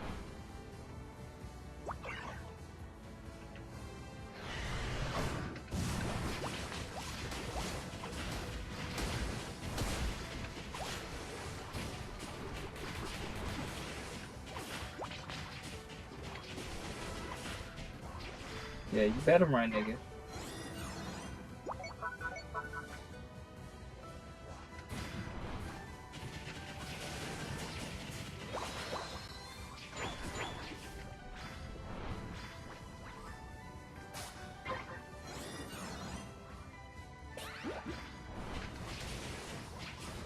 They're gonna go try to stop that. I knew it. Oh. Well, if two of y'all right there...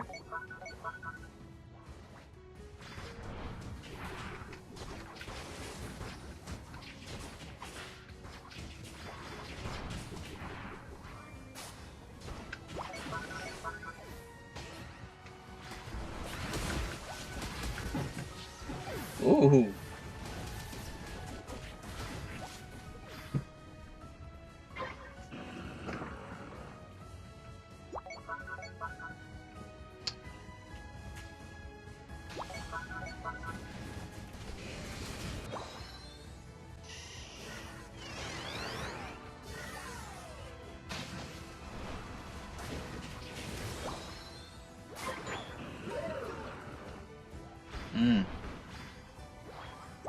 He's losing.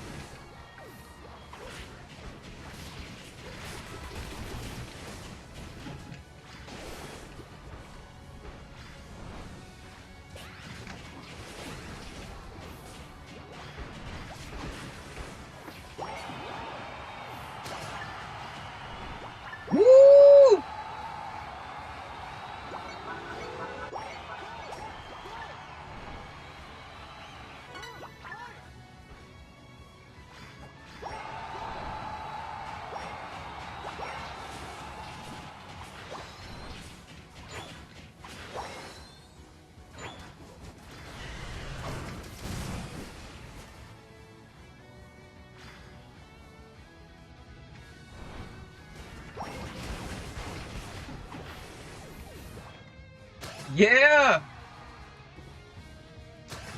Mm-hmm.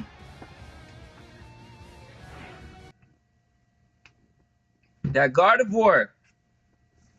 I'm gonna have to add that nigga too.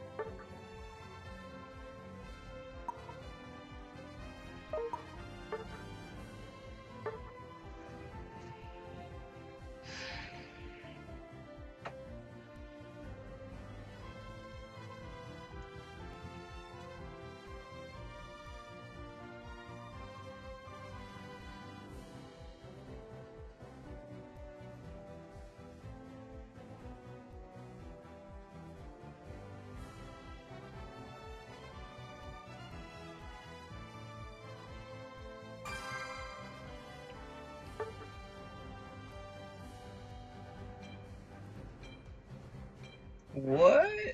Okay.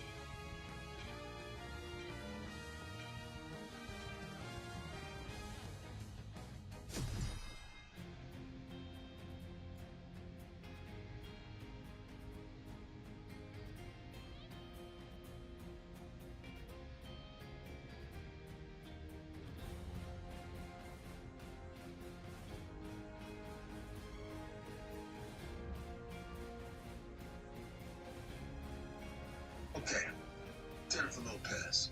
You see the photo. I think she's thirst trapping. Is that what you call it? Thirst trapping. She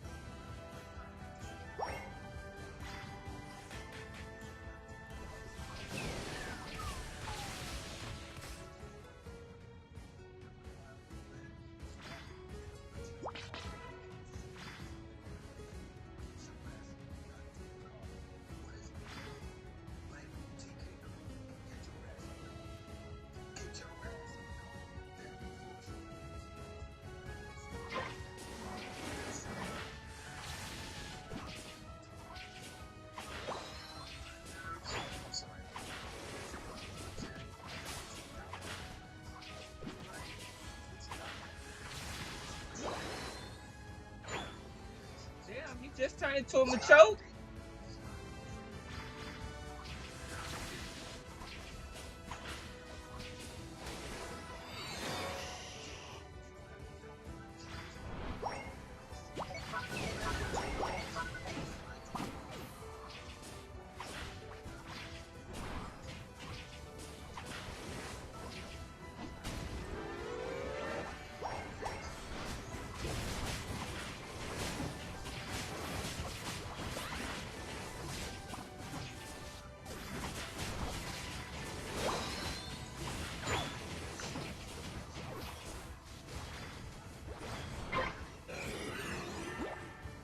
Did you see the move?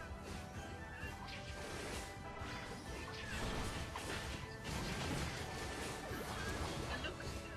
Bam! Bam! She knocked him out.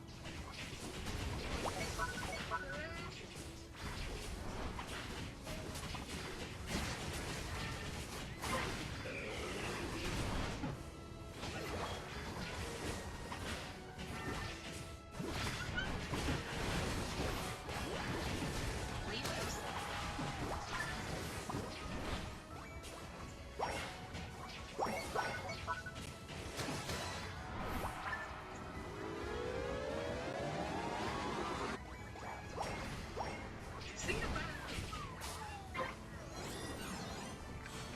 Elder Gods, who are you? Bro, you better chill out, bro.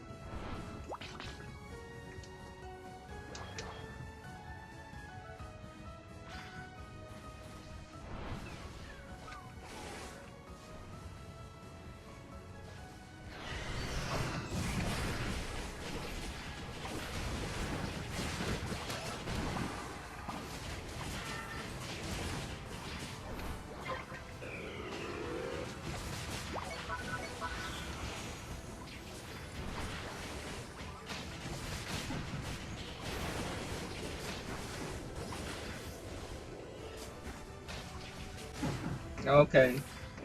Okay. Okay.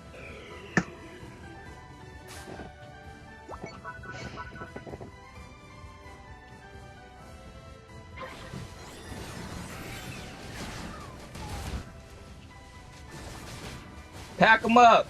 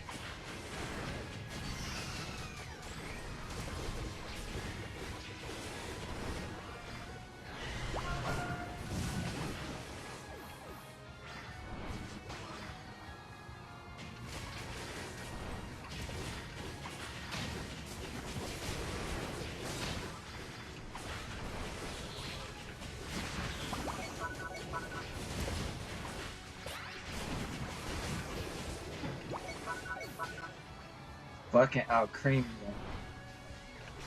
Save me.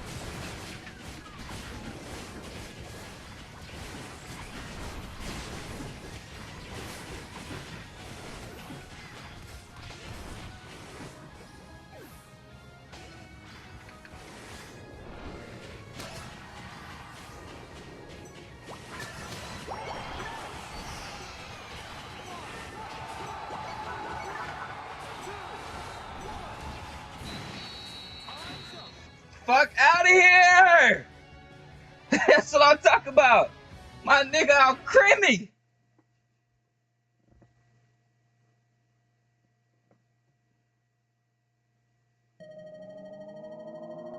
These niggas out here snitching. They put the rat back.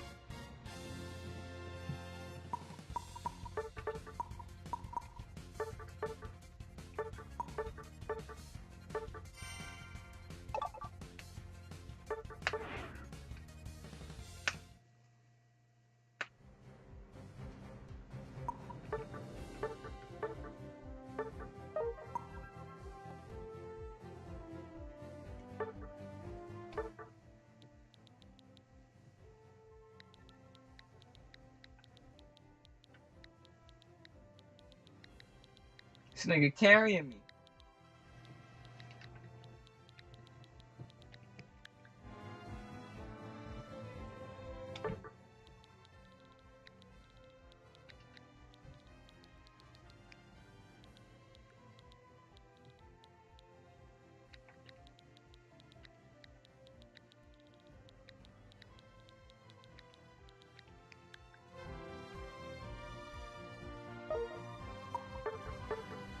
Bruh left the lobby and I did all that.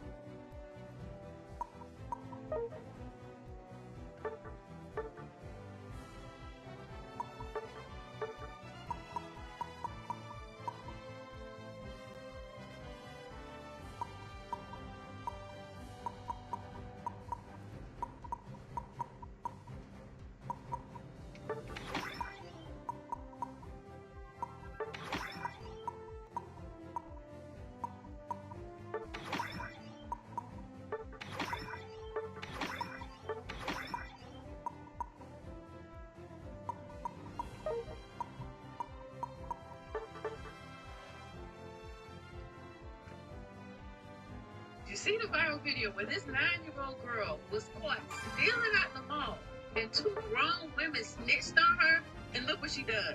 Bam! Bam! She knocking them out. And then just walk away, classy, poised, on the escalator. And then she looked back at him like, and what? But the escalator stops. She skedaddles. She's not about to get caught today. You see the viral?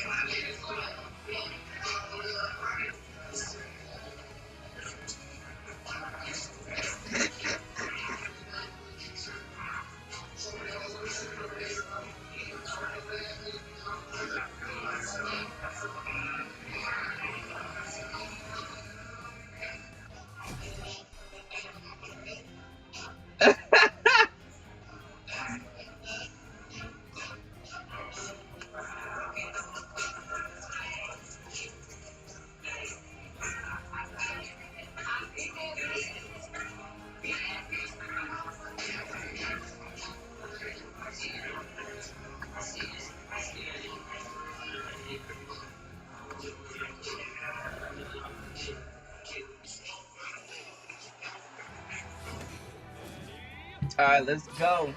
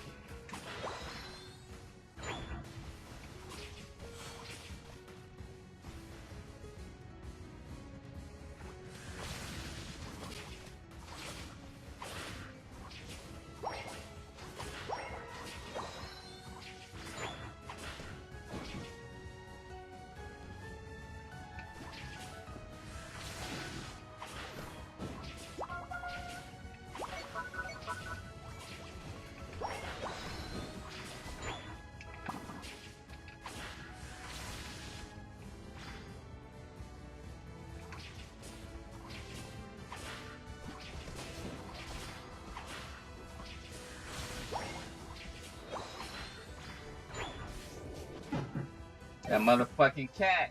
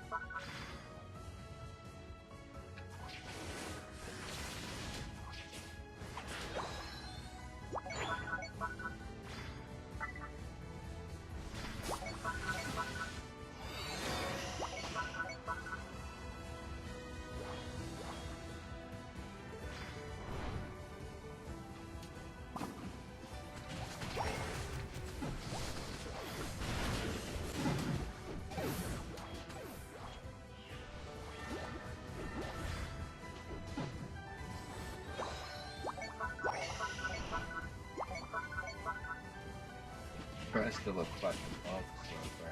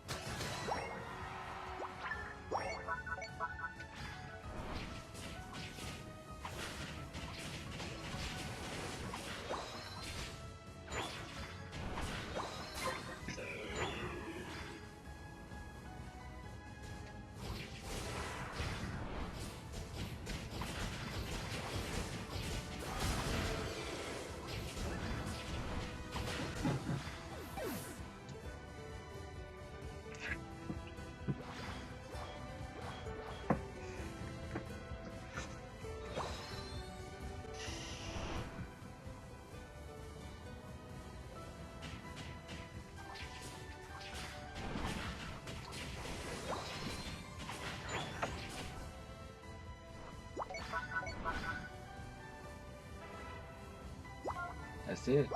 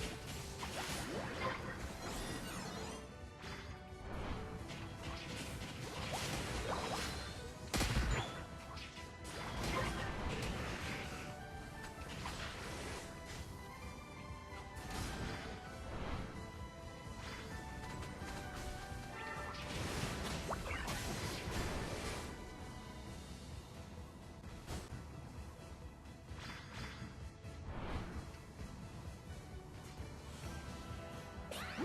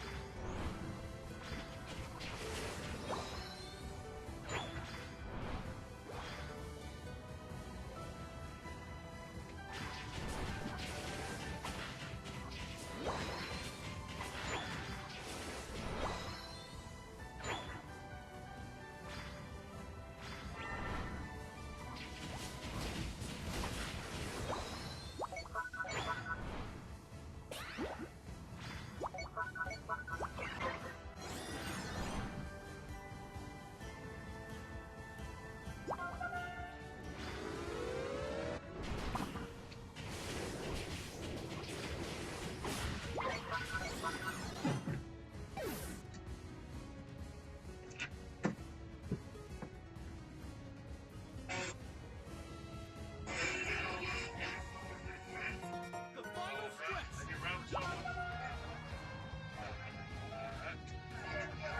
What direction y'all going?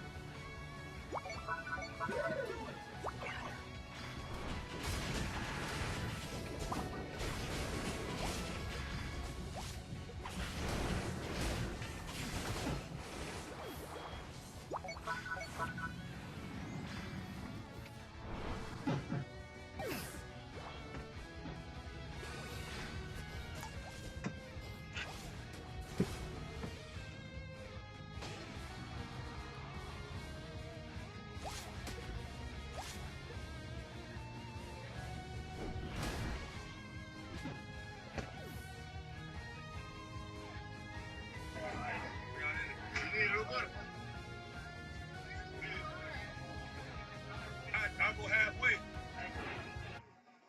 Take me halfway, I'll do the rest.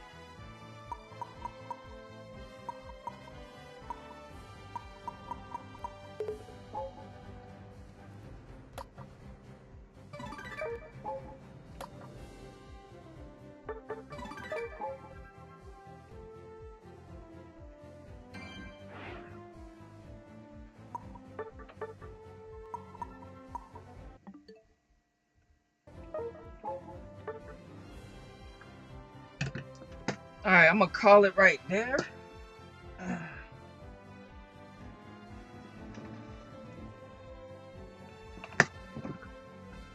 Let's clean up.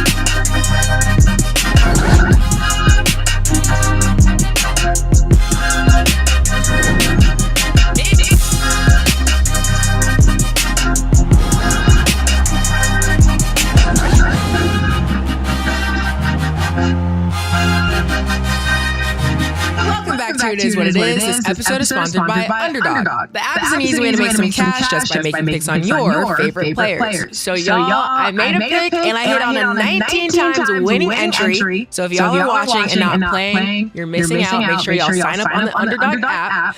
Underdog is available in more than 30 states, including Georgia, Texas, and Missouri, just to name a few. They're dropping a whole bunch of promos all season long, so make sure you guys check the app to see what's live right now. If you're new, use code It Is What It Is when you sign up. Play $5 and they'll drop $50 in bonus funds your way. That's right, $50, y'all. So use code It Is What It Is and let's run it up. I'm Treasure Wilson, aka Stat Baby, along with your hosts, Mace and Cam. What's good, man? What's up, man? How you doing today? I'm doing wonderful. How are you? Can't complain, man. It's great, man. Yeah, money came, man. Yeah. I got your birthday present. Yo, I promise you tomorrow. I'm bringing it in. It's actually in the car, but I want to give it to you on air tomorrow. I'm going to bring the birthday present. Because I'm going to be honest with you. The last two years, I kind of been leaning in. You know what? You got a fucked up birthday, I'll be honest with you. The reason I say that is because The reason I say that is because growing up, for people who don't know, so when you play super biddies, midgets, juniors, seniors, the cutoff date for the next age is September 1st. So like if you're 12 years old, let's say you play biddy basketball. If you turn 13 September 1st, you can play 12 and under. Yeah. But May's birthday the 28th, so it's like he's 3 days under. I would be mad about that. And I ain't gonna lie, the last Never got my real year. They should have put a 5-day waiver on it. Like, yo, if it's 5 days below September 1st, you can play. You always have to play with the older group because you missed the cutoff date by 3 days. And to be honest with you, I'm going to make up for this birthday because I kind of was using that for the show. Like, well, we don't film till September 1st. Because he gives me something for my birthday every year. Mace always gives me something for my birthday, but I'll be like, well, you know, his birthday is, he missed the cutoff date. We don't come back to September 1st. So this birthday, I'm making up for the other birthdays that I missed. So I appreciate it, man. Word. Good stuff. Today we are joined with our analyst, Michael Irvin. Mike, what's good? What's going on? What's happening, man? Some crazy football going on, right? Hey, yo, real quick, Mike, and great football. Yeah, great football. Real quick, Mike, Stat, and Mace, before we even get to football, did y'all know that Ben Simmons retired? Wow. Did he really?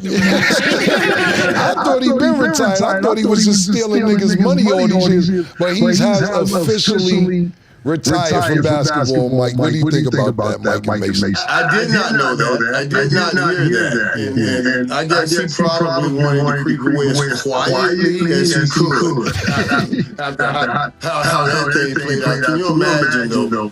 Wow. I've never seen anything like that. Because Ben Simmons started out with all kinds of promises. Right. It was just that one little thing, man. It tells you how powerful the mind is. Right. How strong the mind is. So yeah, I pray for him. I know he's somewhere very rich, and he should be okay the rest of his life.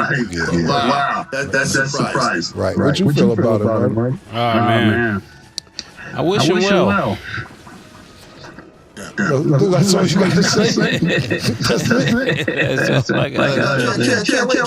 Y'all understand? Think about this. I'm a football player. Everything I am is wrapped up and wrapped around playing football. So I identify with it. It's what got me through life. All of my life. It gave me such a great life. Now, this dude, he's wandering around. Who the hell am I? I mean, I thought I was a basketball player. Right. But I couldn't even put the ball in the basket anymore. Right. I couldn't even shake the idea that I could put the ball in the basket anymore. And yeah, he has some finances, but boy, I bet you he has some going through some things. Yeah, I think he probably figured out that basketball, not just basketball, wasn't for him. He probably figured something else out that he wanted to do with his life. Because I don't think you retire this early and not have something else to do. You know, as you playing basketball and the money you make from the sport, that when you leave this sport, you got to have something to live off of. So I wouldn't think there's a lot of people just sit on the bench and collect a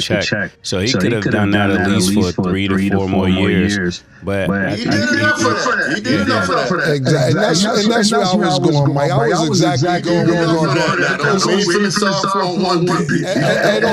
And to be honest with you, I don't know because it's coming off.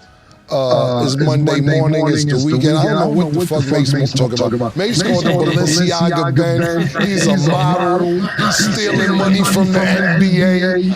I don't know why the team still want him. This was not Mace's point of view for the last 2 years on Ben Simmons. We was talking about how he was just robbing niggas. He come to the game in all type of designer. He's messing with one of the Jenner sisters.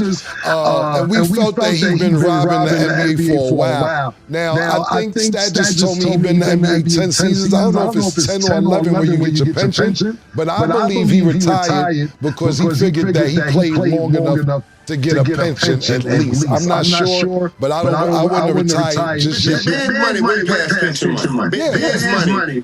The money Ben was like the first pick. Ben made way past pension money. Ben ain't even touch his pension, and he still got plenty money. No, I agree with you. My thing is this. In life, you run towards something, or you're running from something. Now, he's still able to play, and he's leaving in the league.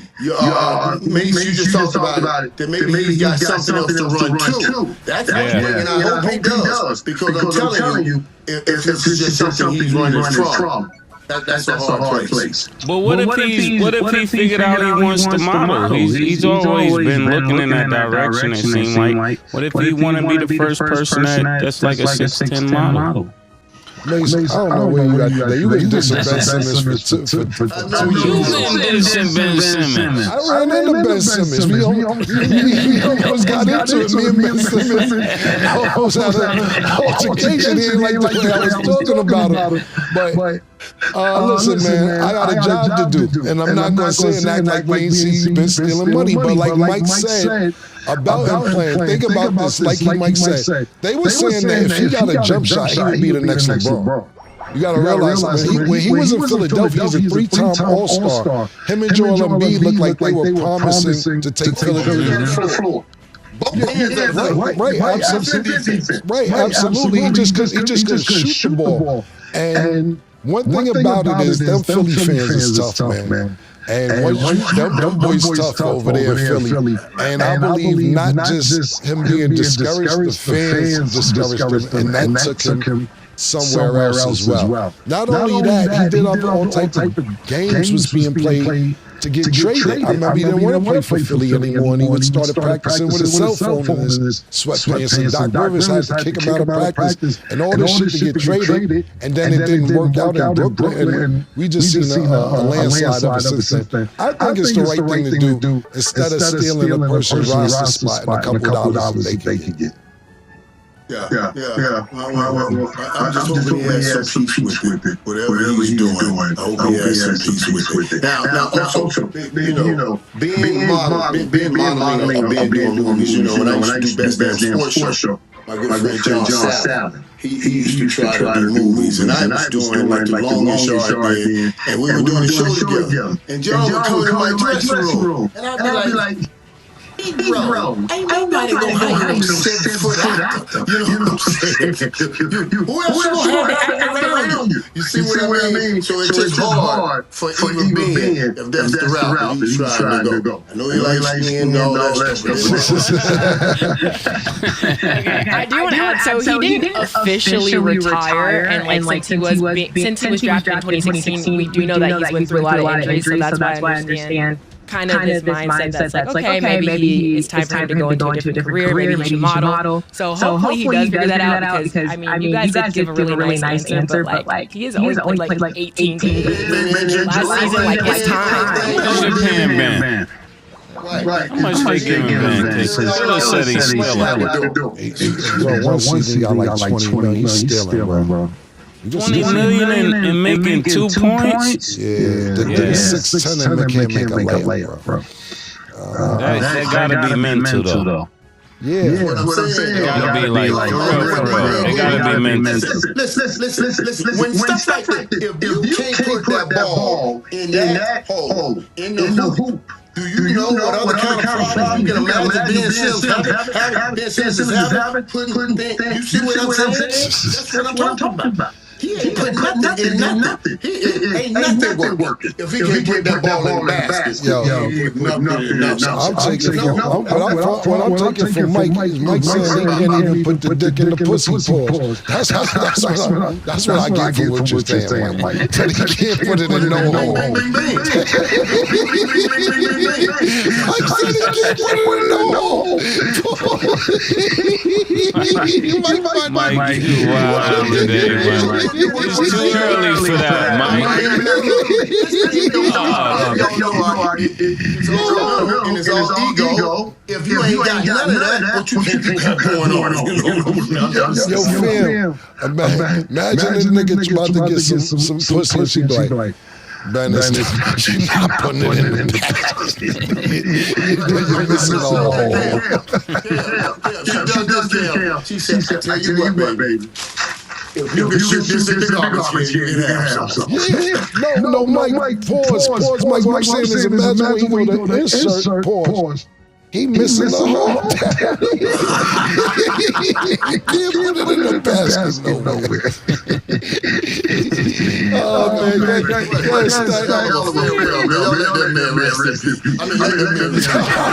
Oh, shit. Yo, Mike, because listen, I know Stat ain't gonna bring this up. Stat ain't gonna bring this up, and we gotta get to what we gotta get to. But I guess you wasn't happy because the Cowboys ain't winning. We talked about it when you wasn't on the show. But what the fuck happened? Yeah, you over there trying to talk about Ben. Yeah. No, this is, that's a perfect lead segue into this. But this is what they call, in our world, a hell of an anomaly. It's something that don't never happen that you got a chance to witness. Because you know, ain't no leave footballs on the ground like that. You know, and that's all it would take. That's all it would take. If we made those plays, the Cowboys would win the game. And won it just like I told you they were going to win it. And Dak Prescott did play like MVP. I give the Eagles credit. They won that game. They found a way to win the game, and that's what champions do. So I give them credit. But You was happy with y'all performance, huh? Well, no, listen. I watched this thing carefully. You know, like I said, all of us have at least two of us in each of us. So when Sanders broke out, he was gone. That was it. That would have given us the lead. I don't know why, for the life of me. This dude just cut. You know, like I said, all of us have at least two of us in each of us.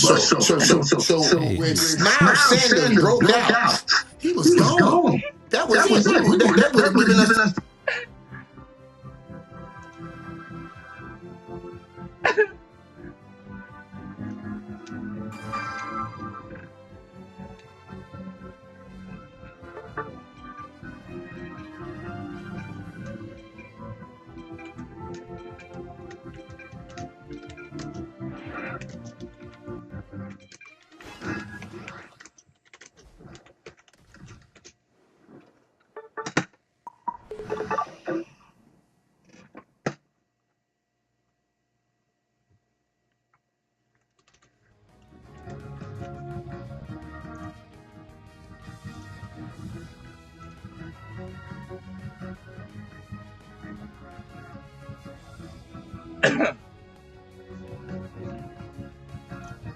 Lee, I don't know why, for the life of me.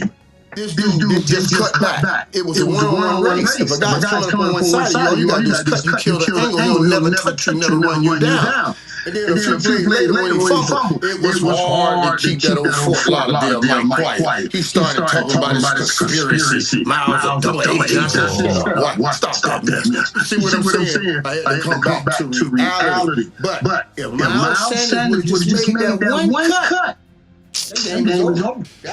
first of all, Mike, that's not what happened. Okay. Second of all, let me, before I get to what happened, Zach played lights out. Dak played lights out. Did you just throw a shot at CeeDee Lamb though? Because you said 88 don't drop passes, and he dropped. We all seen him drop at least 3-4 passes. We seen it, and you said he's wearing number 88, which is your number. And the number is something that never happens, but it happened this time. It won't happen again. That's what I know. Yo, Murder, let me ask you something. If CeeDee Lamb wears 88, and Mike wears 88, and he says 88 don't drop passes. Yeah, I thought he was talking about himself too. I knew he was talking about CeeDee, because everybody knows CeeDee dropped 3 passes. So Mike threw a shot at CeeDee without really throwing a shot at him, and then called it an anomaly. It's a double entendre though, because he said 88 don't drop passes. Yes, but that's Mike's point. Mike's point is this is why he doesn't want his number retired.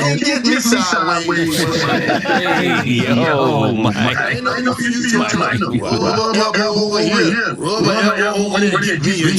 me tell you, I get people texting me all the time when CeeDee drops the ball, right? And you know what they say? I bet you would have caught that. The real 88 would have caught it. Nigga, shut up. Texting me this. My team is losing right now. I don't want to hear that. I don't want to hear that. So stop telling me like you like real 88.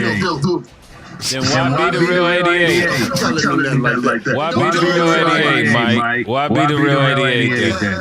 Why be the real 88 then if you don't want them texting you that? The real 88 is on the field. He's the only 88 that can play. I can't take my old ass out. See, Mike is good, man. See, this is what I'm trying to say. This is what he does. He says he don't want his jersey retired because when 88's in the field, so representation of him. But he still wants to stick. But he throw a shot at you because he say 88 don't drop passes. But then he covers himself and says it's an anomaly. So before he covers his bases, he says, I got him down pat. Then he says it's something that never happens. But then he just says, hold on, but then he says every time he drops passes, niggas call me. So that means he drops passes a lot if niggas be calling you all the time. Who's calling you? That's Mike, wait.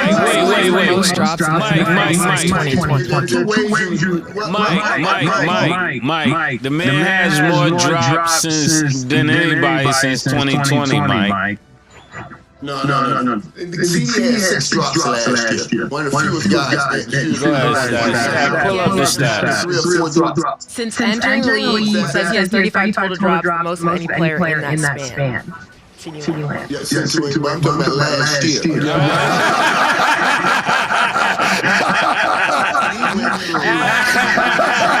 Oh, no. Remember when CeeDee came in, CeeDee was playing the number 2 receiver. No. And Amari left, and he became the number 2. Number 1. There were things in the beginning of CeeDee becoming number 1, especially when he played for the Cowboys, that I thought even had catch him. You know, so many people were always going to be in his area early on. And he did let a few balls go. We had a conversation about that years ago. You know, about certain ways, and I was just talking about certain ways to kind of prevent some of the things. When everybody's in your space, that's why you catch in your body, things like that. Because he's number 1, around it. But since then, CeeDee has been great. Some of the best catches in the NFL. We know you got to go back to Jerry's World, so this is why you're saying this. Let me ask you a question, and I know the answer. It's kind of rhetorical, but I still want you to answer the question. What number has he been wearing since he entered the NFL? See? Yeah, exactly. 88 has the most drop passes since 2020. You just said the niggas is always calling and talking about every time he dropped the ball. Niggas is still calling. Times 5 because it's 5 niggas calling. But you heard Mike, he dropped the ball again. Yeah, niggas on Mike, I don't want to hear my team losing. Yo, listen, man, we understand you got a relationship with CD Link. Mike, why are they calling you? Mike, why are they calling you? He's in the National Football League. Y'all cannot mess with him. And I love that he stated. Those are the plays I dream of. I dream of. He says on him. That's what a real leader does. That's what a playmaker does. Now you want to give me a nickname. Yo, listen, man. What I'm trying to say is this.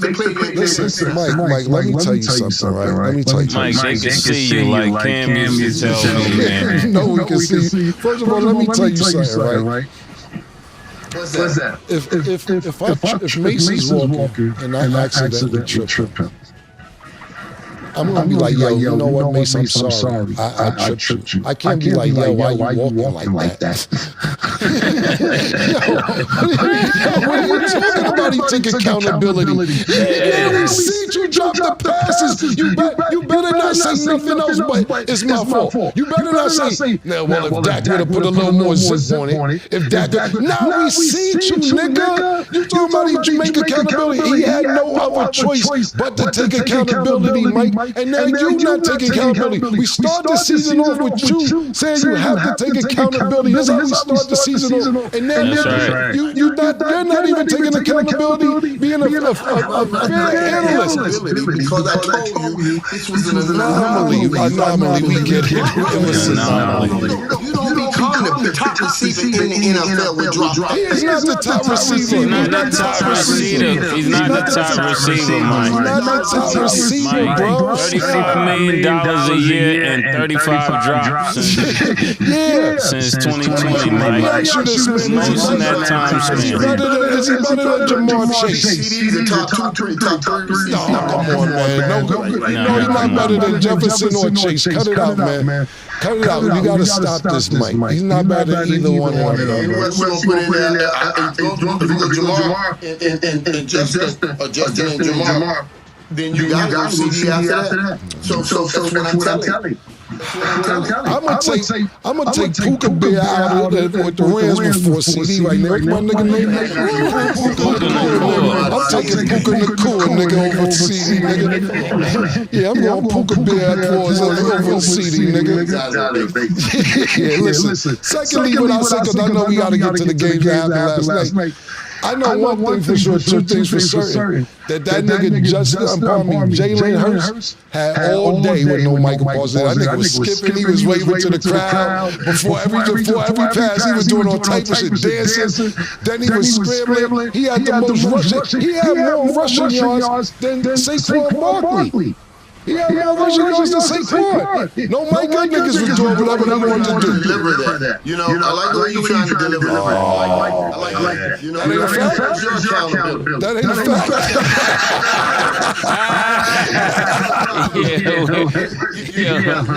Now, you want to deliver it. Well, Jalen Hurts, he looks so great. He had more yards than Saquon Barkley. Why don't you deliver it? I know you ain't no pressure on Jalen Hurts. But boy, they shut down Saquon. He had 2,500 yards. See, it's all the delivery. It's how you see things, how you deliver things. I say the Cowboys shut down the run, the best running game in the National Football League without Michael Parsons. How they shut down when they lost? But not only that, what he's trying to say is, he has 60 yards, but how much Jalen Hurts has? 72 rushing yards? Which is that ain't crazy? Yeah, Jalen Hurts rushing more yards. I just said that. You know what, Murder? We gotta move on because there's no game. There's nothing we can do. Wait. Look at the right way. Okay. So that means you telling me you taking the broken plays that Jalen Hurts plays were broken plays, broken runs where everybody's ever with. Philadelphia and Saquon Barkley, those were the design runs. So when you design, they got stopped. What you design got stopped. You can fix the brokenness and what about you make sure everybody stays in their lane. But what you want to walk out of a game with, knowing I stopped your design. You beat me on the whole rolling stuff, but I stopped your design. And that's what they did. Would that happen if Micah Parsons was there? Will they be able to stop the run like that? No. With Jalen Hurts, listen, y'all had a great job on Saquon Barkley. We get that. He stuck the middle of the field. He played where he got to go. You can't just give me a yes or no, Mike. I'm just saying y'all had a great job with Saquon Barkley. With Jalen Hurts had been running like that, if Micah Parsons was there. That's all I'm saying. With the holy moly roller, whatever you want to call it. And you know what? And I watched Micah Parsons today. You saw how he ran down. Yes. And he supposed to be hurt and all that. That I give you. He covers ground. He does cover ground. But the answer is no. It wouldn't have happened if Micah Parsons was there. It's just a yes or no question. The answer is hell no. It would not have happened if Micah Parsons was there. I'll give you that. Real quick, just back to the receiver, just to give, Mike his flowers because he did say CD is top 3 receiver in the league, and I would agree with that as well. So I'm going to give him that credit because when you think Justin Jefferson, Jamar Chase, CD, I would put him in that category. And Mace, you're not off the hook because we're going to talk about the Chiefs two teams that lost. But let's get to. I'm going to be honest with you, and it's just because I'm going to be honest with you. It's only because. Tua is always hurt and not available. I'm putting Tyreek Hill over fucking CeeDee Lamb.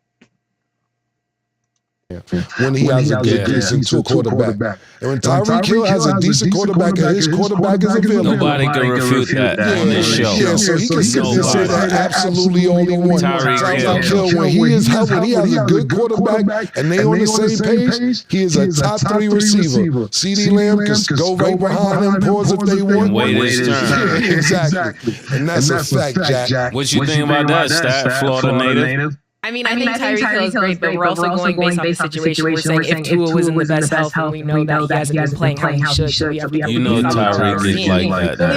He is like that. That's not even a conversation, but I'm saying going based off of what we see right now. You don't drop the passes like CeeDee. And that's unfortunate because, yes, like he was saying, CeeDee didn't have that slot until the other guy retired. But what I'm saying is, to Mike's credit, I will give him that. And I respect it. I'll take A.J. Brown. I'll take Mike Evans. I'll take Mike Evans. Yeah. Listen, man. Take Antonio Brown? No, I said A.J. Brown. I said A.J. Brown. Yeah, man. We don't say it. Stop all the CeeDee Lamb shit, man. That's what he said. I'll take A.J. Brown. I'll take Antonio Brown over CeeDee Lamb right now. I'll be honest with you. I'll take a healthy Cooper Kupp. Yeah. Listen, man. I like Stephon Diggs when he active. Like CeeDee is in a bowl. It's 3 niggas. Justin Jefferson. That's crazy. Okay, you got it. I appreciate it, man. I appreciate you coming in. I appreciate that. You coming in. Way too far out there. Yo, PT. The whole first 7 minutes. You know what? The first 5 minutes, and then Mike went for the clips later on today. Since Mike, you was going crazy. You talking about, I forget what you were saying, but you was going crazy. But no problem. He was mugging earlier. Yeah, catching on his body. Yeah, you was saying something. He was letting you say a bunch of stuff, Mike. Okay, so we gotta get into Sunday's games. There was a lot of really good ones. Let's start with the Bills versus the Ravens. The Bills beat the Ravens 41-40 in a crazy comeback win. This was a great game, Mike. How did the Bills stay alive? Was this the outcome you were expecting? It was an outcome I was expecting. I didn't expect the Bills to actually win the game. And when I smiled watching this game, I went in thinking, Baltimore's the best team in the National Football League. And I left this game thinking, Baltimore's the best team in the National Football League. It's just Buffalo got Michael Jordan. They got the best player in the National Football League right now. And the way Josh Allen is playing and how calm he is, you got married. So I guess, he's a little bit more focused and everything. But he looked like it. He looked like it Sunday night and great. I said Baltimore, I still think we'll certainly see these two teams. And right now, they look like the two teams that'll be playing in the AFC Championship game. Coach Mace. Well, them Chiefs don't look like they were chiefing at all. Mike, we on Buffalo. What are you talking about, Mike? Stay on this subject. Mike. Mike, it's all good. You ain't lying. Mike, you ain't lying. Because you know who said Buffalo was going to win? Me, that's who. Not you, Mike. Not Killer. Killer went for Buffalo. You did? You always show. You always say yes, man. I don't know how you do it, bro. I don't know how you always. I picked Buffalo. Okay. Y'all picked Chiefs. Yeah, exactly. Oh my goodness. That's a long football season. A wise man once told me, "Is 15 other more weeks." It's actually 17 weeks of games. I know, but that was just one game. No problem. But you picked them to win, like Seth said. I picked them to win too, though. I picked the Chiefs. It's an anomaly.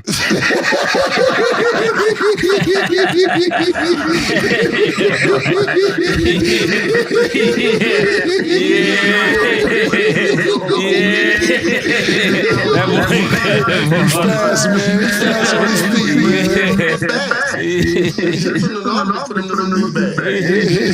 Look at Mike trying to stick with the anomaly for the day's word. Yeah, murder, man. What you got to say about the game again?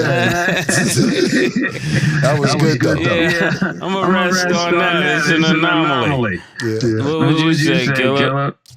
Listen, Baltimore had a chance to win. Listen, they was up 14 points. Or 15, 14 points, I believe, with 4 minutes left. Derrick Henry fumbled, and it just was an avalanche after that. They looked really good for 3.5 quarters. But to Mike's point, bro, Josh Allen, man.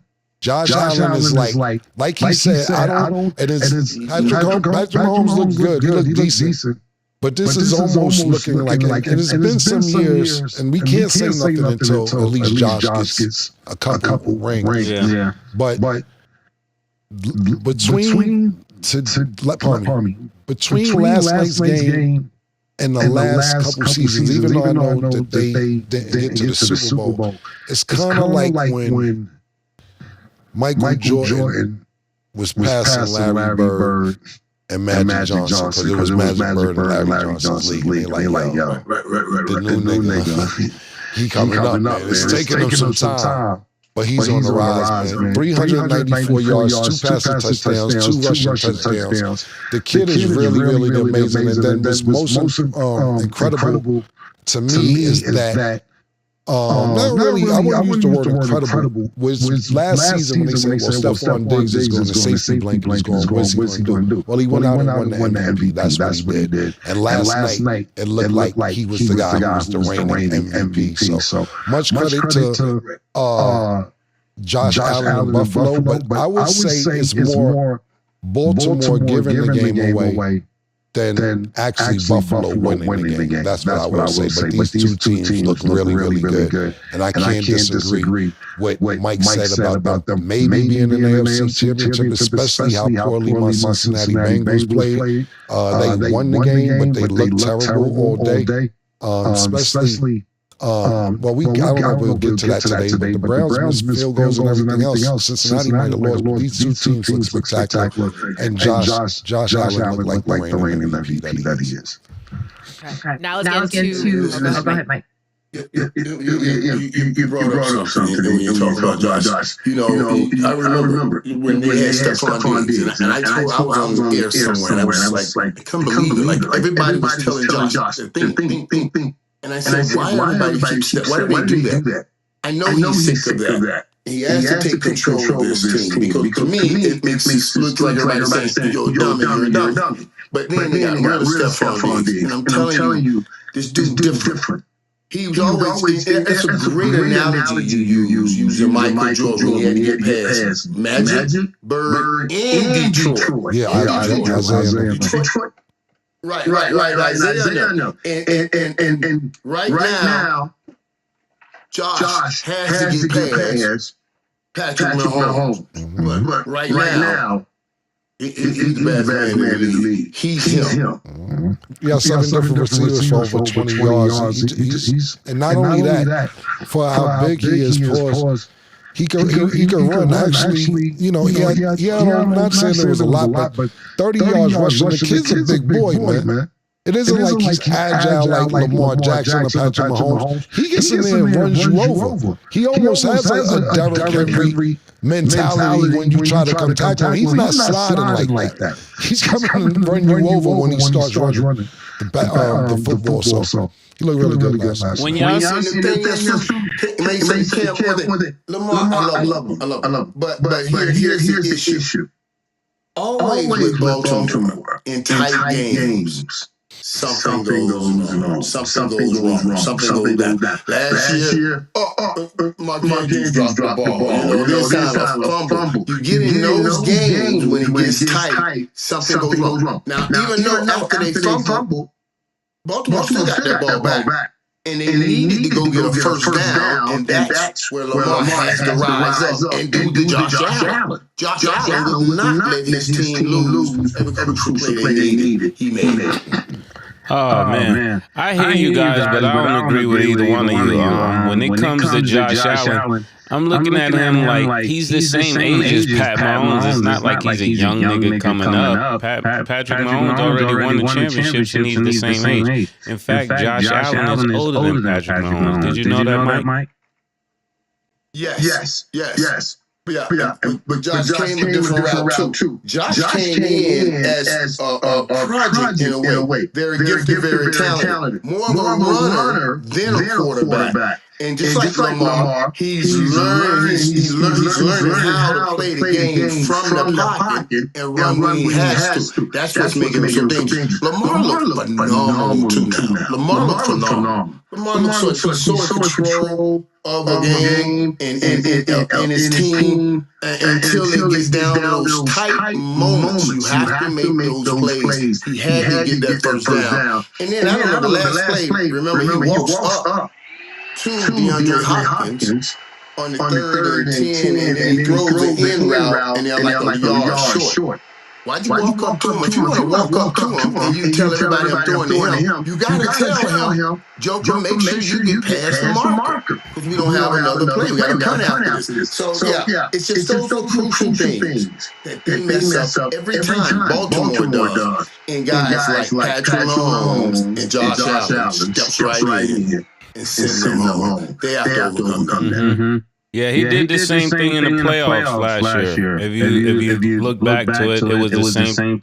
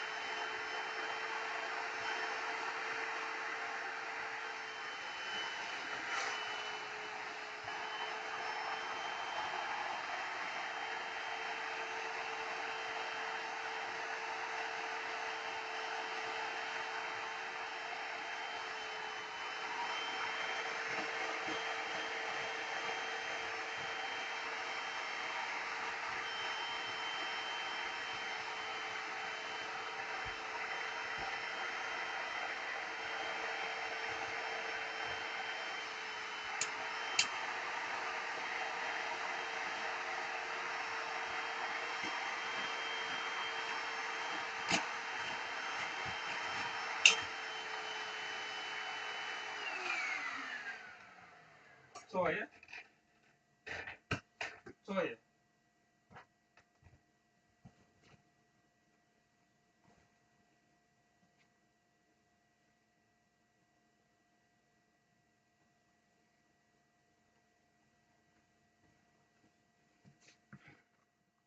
Type of play that he made, the same type of error, and it just speaks to like you said, the focus and the fortitude as a quarterback. Because you can have all of the talent that you want, but if you're not able to think the right play at the right time, then you won't win the championship. Mason's right as far as age is concerned. I was just talking about the way he's going about it. Because you're right. Bird and Magic was older by Jordan by a little bit. But I'm talking about career-wise, as far as him on the rise. A lot of people don't know that Josh Allen didn't have the eyes on him like a Patrick Mahomes. People don't even know Josh Allen went to junior college. He didn't even get D1 from the very beginning. He went junior college, then went D1, and then, like Mike says, the project, he didn't have the same travels that Pat Mahomes had, but Mason's right as far as age is concerned. I'm just saying the journey as far as getting past the best, but you're correct on that. But Patrick Mahomes also landed with Andy Reid right out the box. Off the box, out the box. Right, absolutely right. Josh tried to build his way with those coordinators. Okay, now we got to get into the Packers versus the Lions, but we will discuss after the break.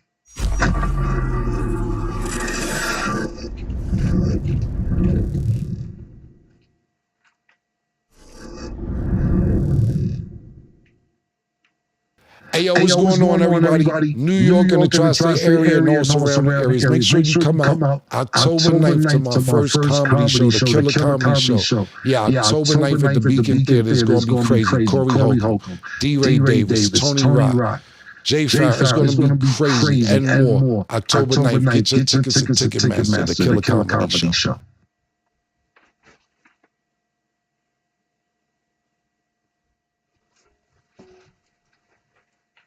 Welcome back. Now let's get into our underdog picks of the day. So today, the Bears will play the Vikings. Underdog has Justin Jefferson at 79.5 receiving yards. Higher or lower, Mace? Higher. Hi. Okay, JJ McCarthy's at 221.5 passing yards. Higher or lower, Cam? Lower. Okay, and Caleb Williams is at 291.5 passing yards. Higher or lower, Mace? Lower. I hate this nigga. I don't hate Caleb Williams. I just don't. He gonna have to really prove something. I don't like niggas who lose and then what he had, a teddy bear? What he had after he lost when he was with USC? He wanted his dog. Yeah, it rubbed me the wrong way. Until he turned into a dog, not wanting his dog. Lower. I know every year it's supposed to be something new with the Bears. This the year with the Bears. Oh, this the year. Listen, man. They'll get him out of here in another 2 years if he don't produce new. I don't know. I don't like a nigga who lose their game and want they puppy. I'm going low. Shout out Caleb Williams. Make sure y'all download the Underdog app and you can make your picks too. So we got to talk about the Packers versus the Lions. Detroit fans are mad right now because they were not expecting to start the season 0-1. Packers beat the Lions 27-13. Mike, how did that game make you feel about the Lions? Well, that wasn't just a game. That was a beatdown. The Lions got beat down pretty good, to be honest with you. And it wasn't as close as even that score would say. So I mean.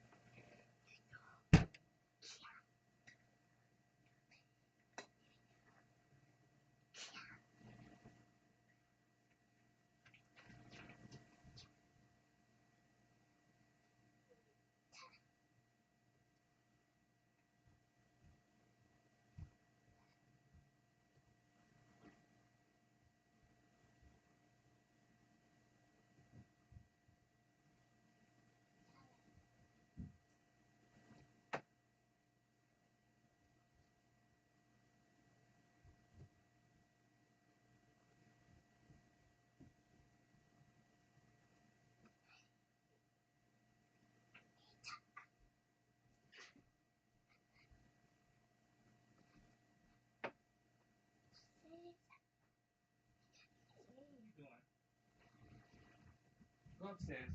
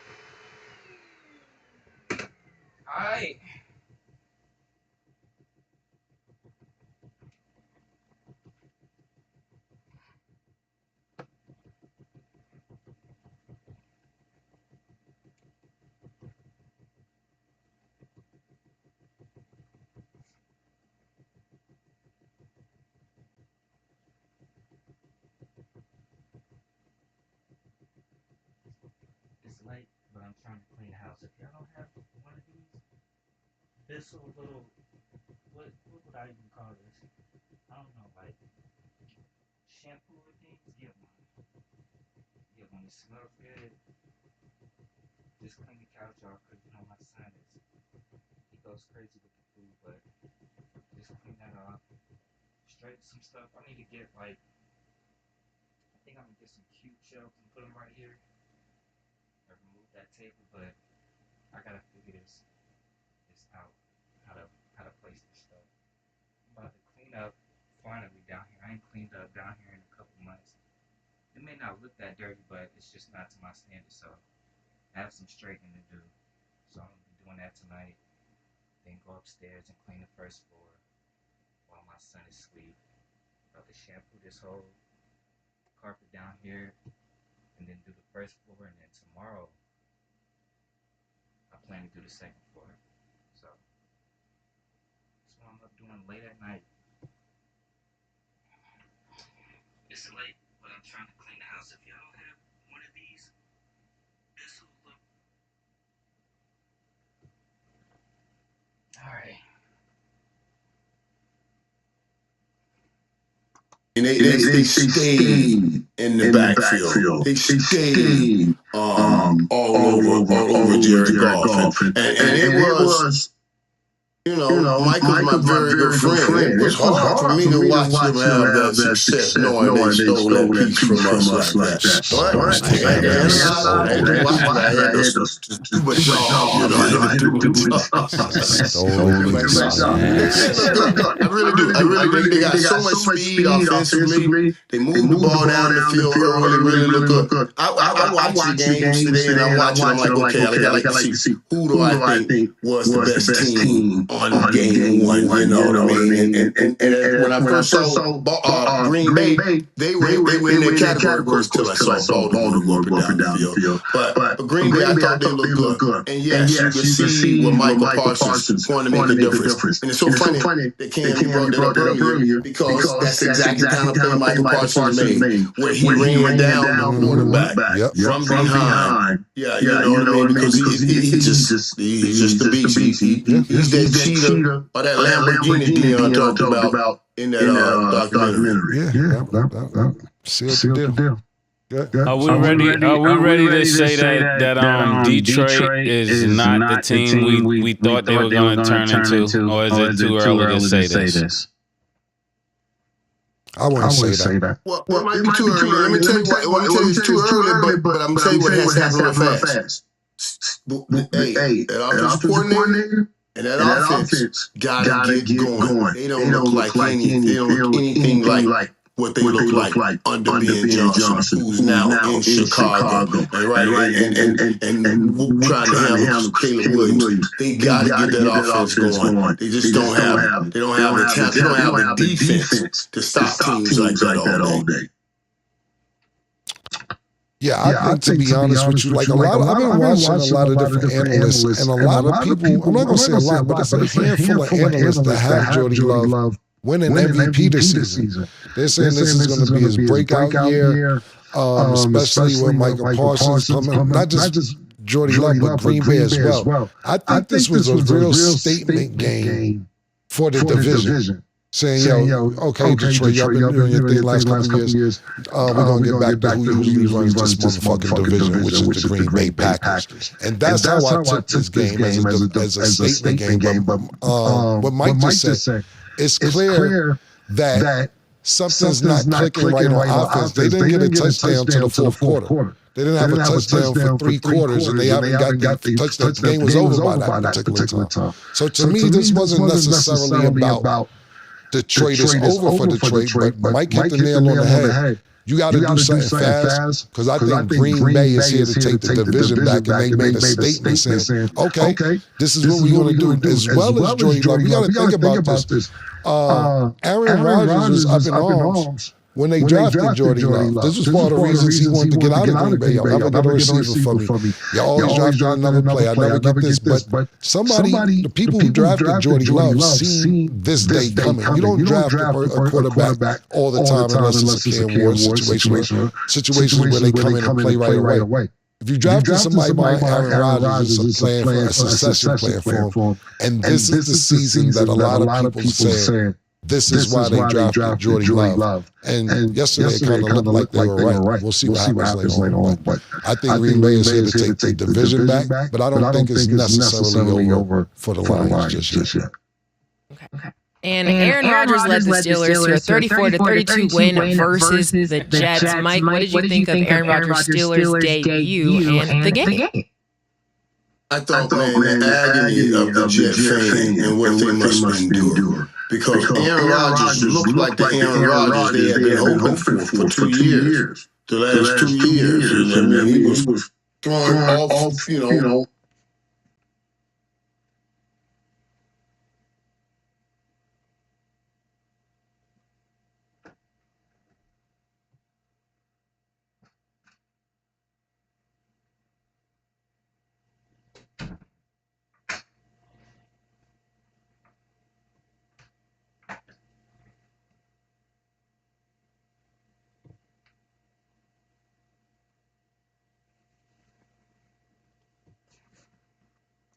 Off balance throws, perfect throw.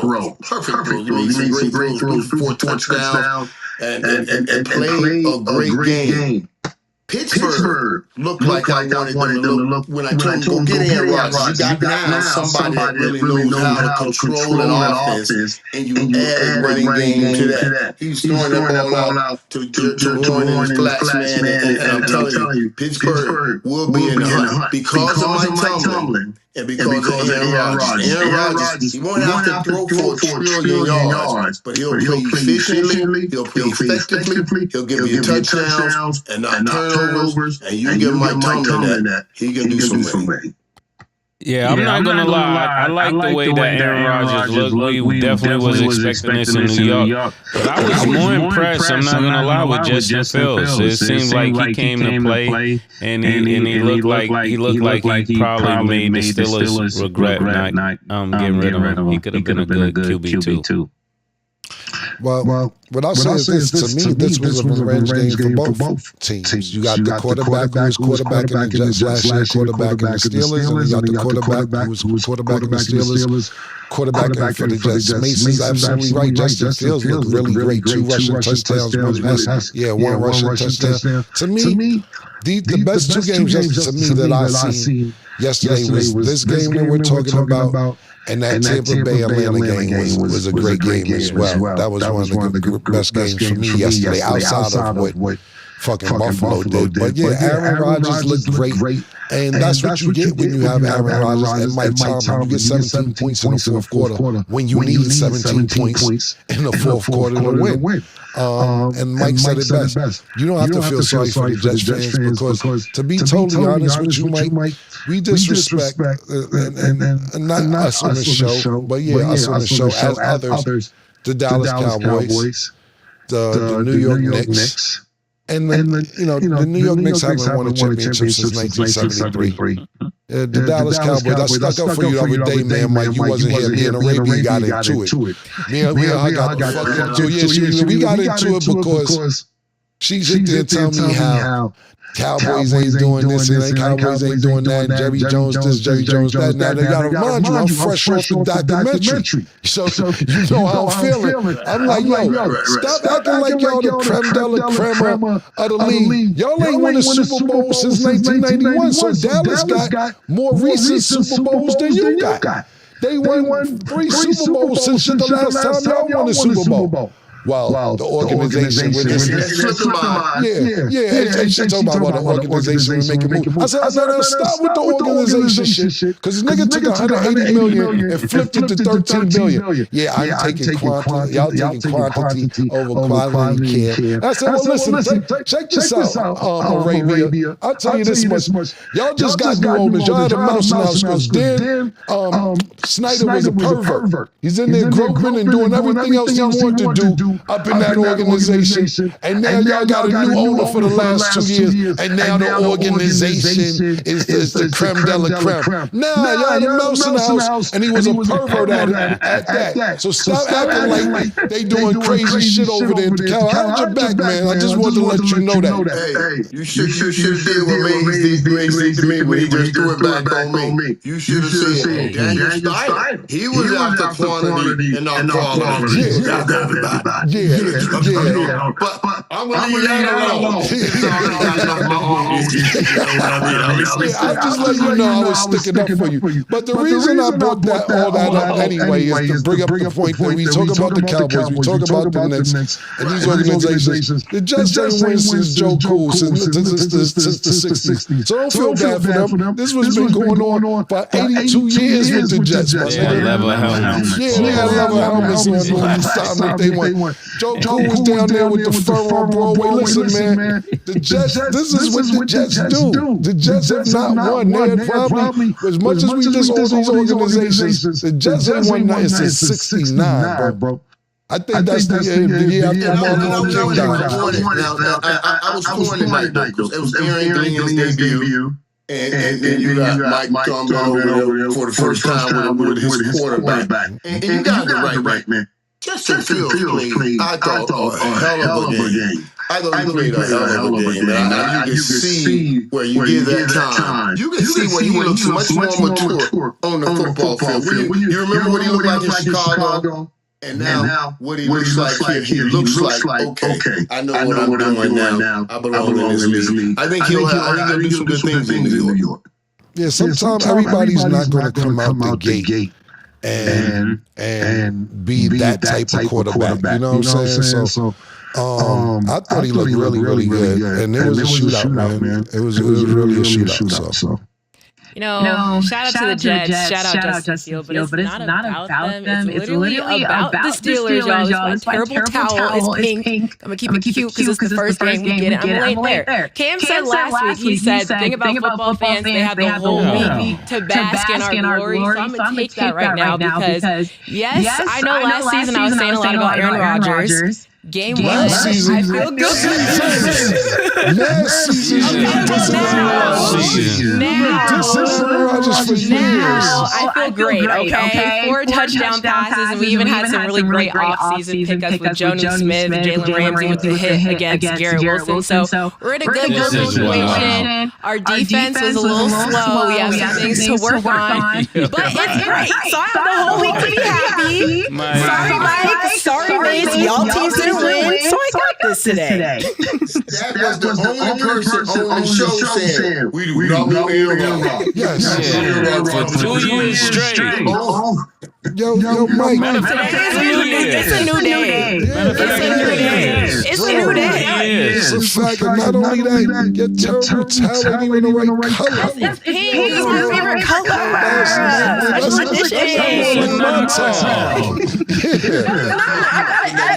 I got it. No, it's not. I got it at the stadium. What did the tag say? From the stadium. Special edition. It's pink because that's my favorite color. You know, on 25th, they got the tags like that. I wasn't over there. I got it at the stadium. My dad got one. So yes, I'm going to take the week to be happy. Sorry for y'all, but this is yours too. I can't be mad at that. Yours too. But yes, I brought the towel. Mike, this is wow. See y'all for the next game. Okay. So now let's get into the Falcons. So it was a tough loss for them. The Bucs beat the Falcons 23-20 in Atlanta. Mike, what did you think of this outcome? Well, I like what I saw.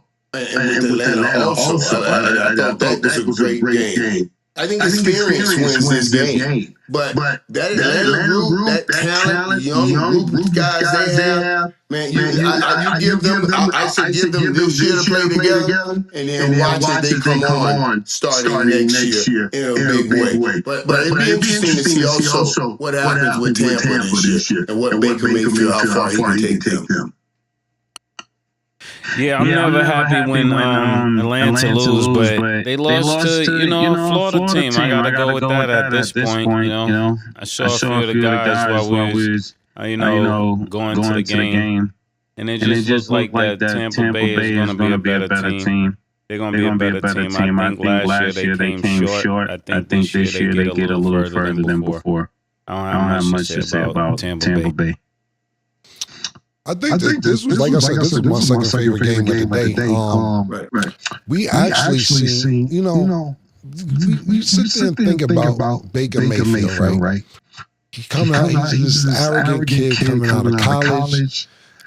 He's drafted, he thinks he's going to be that nigga, he's getting commercials, so on and so forth. And the NFL humbled the shit out that motherfucker.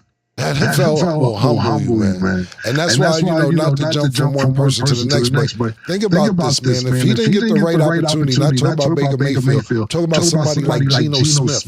You thought it was over for Geno Smith for a minute, man. You know, if he didn't get that opportunity in Seattle, we may be like, what the fuck happened to Geno Smith? You know what I'm saying? And he played great in Seattle, and now he's with the Raiders. Sam Darnold, another one, absolutely. Daniel Jones looked decent today. Daniel Jones looked great today in Indianapolis. So sometimes it's about having the right situation, and it looked really bad for Baker Mayfield at one particular point. And now that he's in Tampa, some people are labeling him a top 5 quarterback, and he grew out of all the childish shit. Not childish things he used to do, you know. Because it's young and you're arrogant and you're used to winning, and then you get humble. You're like, oh, let me just win these games, keep my head down, and go to the podium and talk properly, and let my play speak for itself. And I think that's what he's been doing the last 2 seasons, especially since he's been in Tampa Bay. It doesn't hurt having fucking Mike Evans as your main target, and Sterling Shepard and these guys, and I think they played really good. But I'm also not really mad at Penix either. You got to realize Penix didn't start last season. Penix came in like right before the playoffs started. And everybody's like, yo, what the fuck are they doing? They playing Penix in right before the playoffs, and he played pretty decent. But I think that he had a decent game as well. That's why I said both these teams play really great. Not just this game, but San Francisco game, Seattle game, a lot of the Cincinnati, Cleveland game, special teams, man. Special teams, missing extra points, missing field goals. These kickers, as much as I hear these football players talking about, they don't even practice with us. They got their own field. They just be down there kicking. Cities are dependent on these niggas' foot. Cities are dependent on y'all niggas' foot, bro. And these niggas be letting cities down. So at the end of the day, man, we'll sit there and say, yo, Baker played good, or Penix played good, or Josh Allen played good, or fucking Joe Burrow played good, or what's my nigga out there in fucking San Francisco? Quarterback,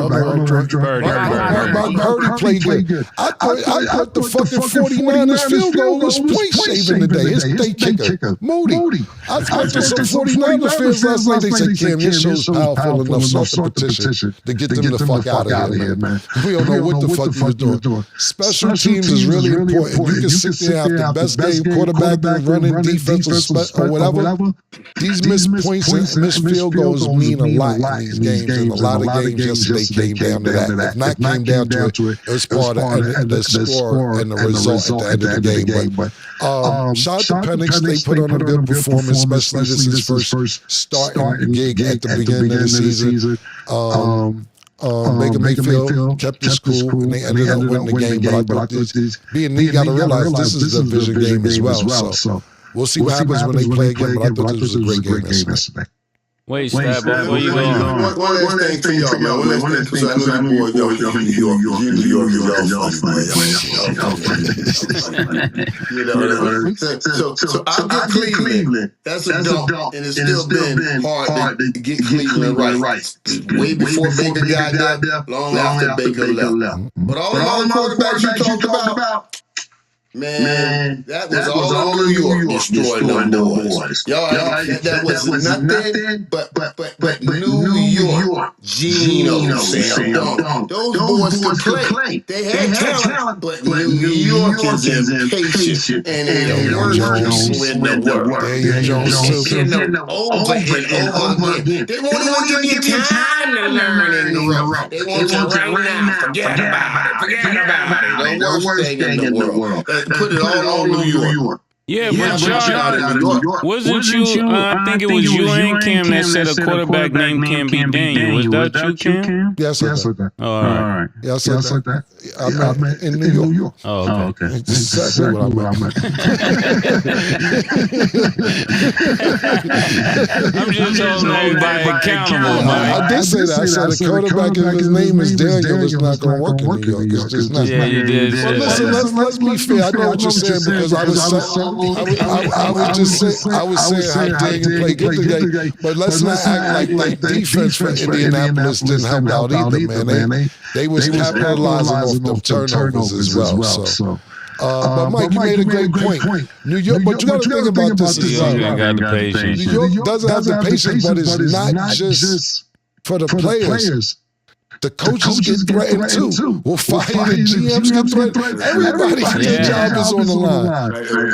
Everybody get threatened. Now we got to think. It's all like you can make it in New York, you can make it anywhere. Yeah. True to that. So what have you done for us lately, State? Yeah, now think about it though. You know. That's why we talk about Archie, because Eli came and gave Tom Brady two of them football L's, two of them losses in them Super Bowls, man. So Eli got two Super Bowls in New York City. But you know what? One thing, Mike. One thing I said about this. I live, the stadium is not really in New York City, New Jersey. I used to live too far from it or whatever, but it's still New York. And shout out to New Jersey too, because New Jersey claim the Giants more than New York, if you guys my opinion. But one thing for sure, two things for certain. Eli played there close to 20 years. You ain't bumping the Eli at a gas station. You ain't bumping at a Wendy's. You ain't see him at a restaurant. You did. I didn't know if they had a secret tunnel for that nigga. Because you bumping everybody. You see Michael Strahan here by accident. You know what I'm saying? You might bump into Carl Anthony Towns here and there. You did not 15, 16, 17, however many years he played. You never see Eli anywhere. And that's what matters. Keep your head down, stay out the way, go to practice and show up to work. I just spoke to a friend of mine, Mike. I promise you, I'll tell you no lie. He said he just moved to Dallas. He said, yo, man, you'll call Mike and see what's up some tickets, man. I said, yo, listen, man. I ain't got time for all that. I could point you in the right direction where his restaurant is. Go out there and support him. I'm not calling Mike for the motherfucking tickets. Because if I call Mike for some tickets, it's not going to be for you. Yo, you can't do that for me. Yo, listen, man. Back in the days, I seen Mike in Club Bentley. I tried to go to the bathroom. His security said I couldn't go to the bathroom. I said, I just want to use the payphone. Mike come out the bathroom. Ooh, I can't tell you what he came out that bathroom with. He's cool as a motherfucker, man. He walked out with them drinks like, man, if I wanted a drink. He said he would buy me a drink and all type of shit. I know you don't remember, but just ask him. He a cool-ass nigga. I said, see, Mike is one of the few players that you can see out and they still win. A lot of players need to just tuck their head and go out. But he gave me a whole spill about how he sees you in Club Bentley and everything else. Mike, you're one of the few. Let him ride the game with me on one of the games. Let him go to the game with me so he can report back. So he can report back how things really are in urban Texas, if you know what I mean. He'll let you know. Coach Dave. I'll let him ride with me personally.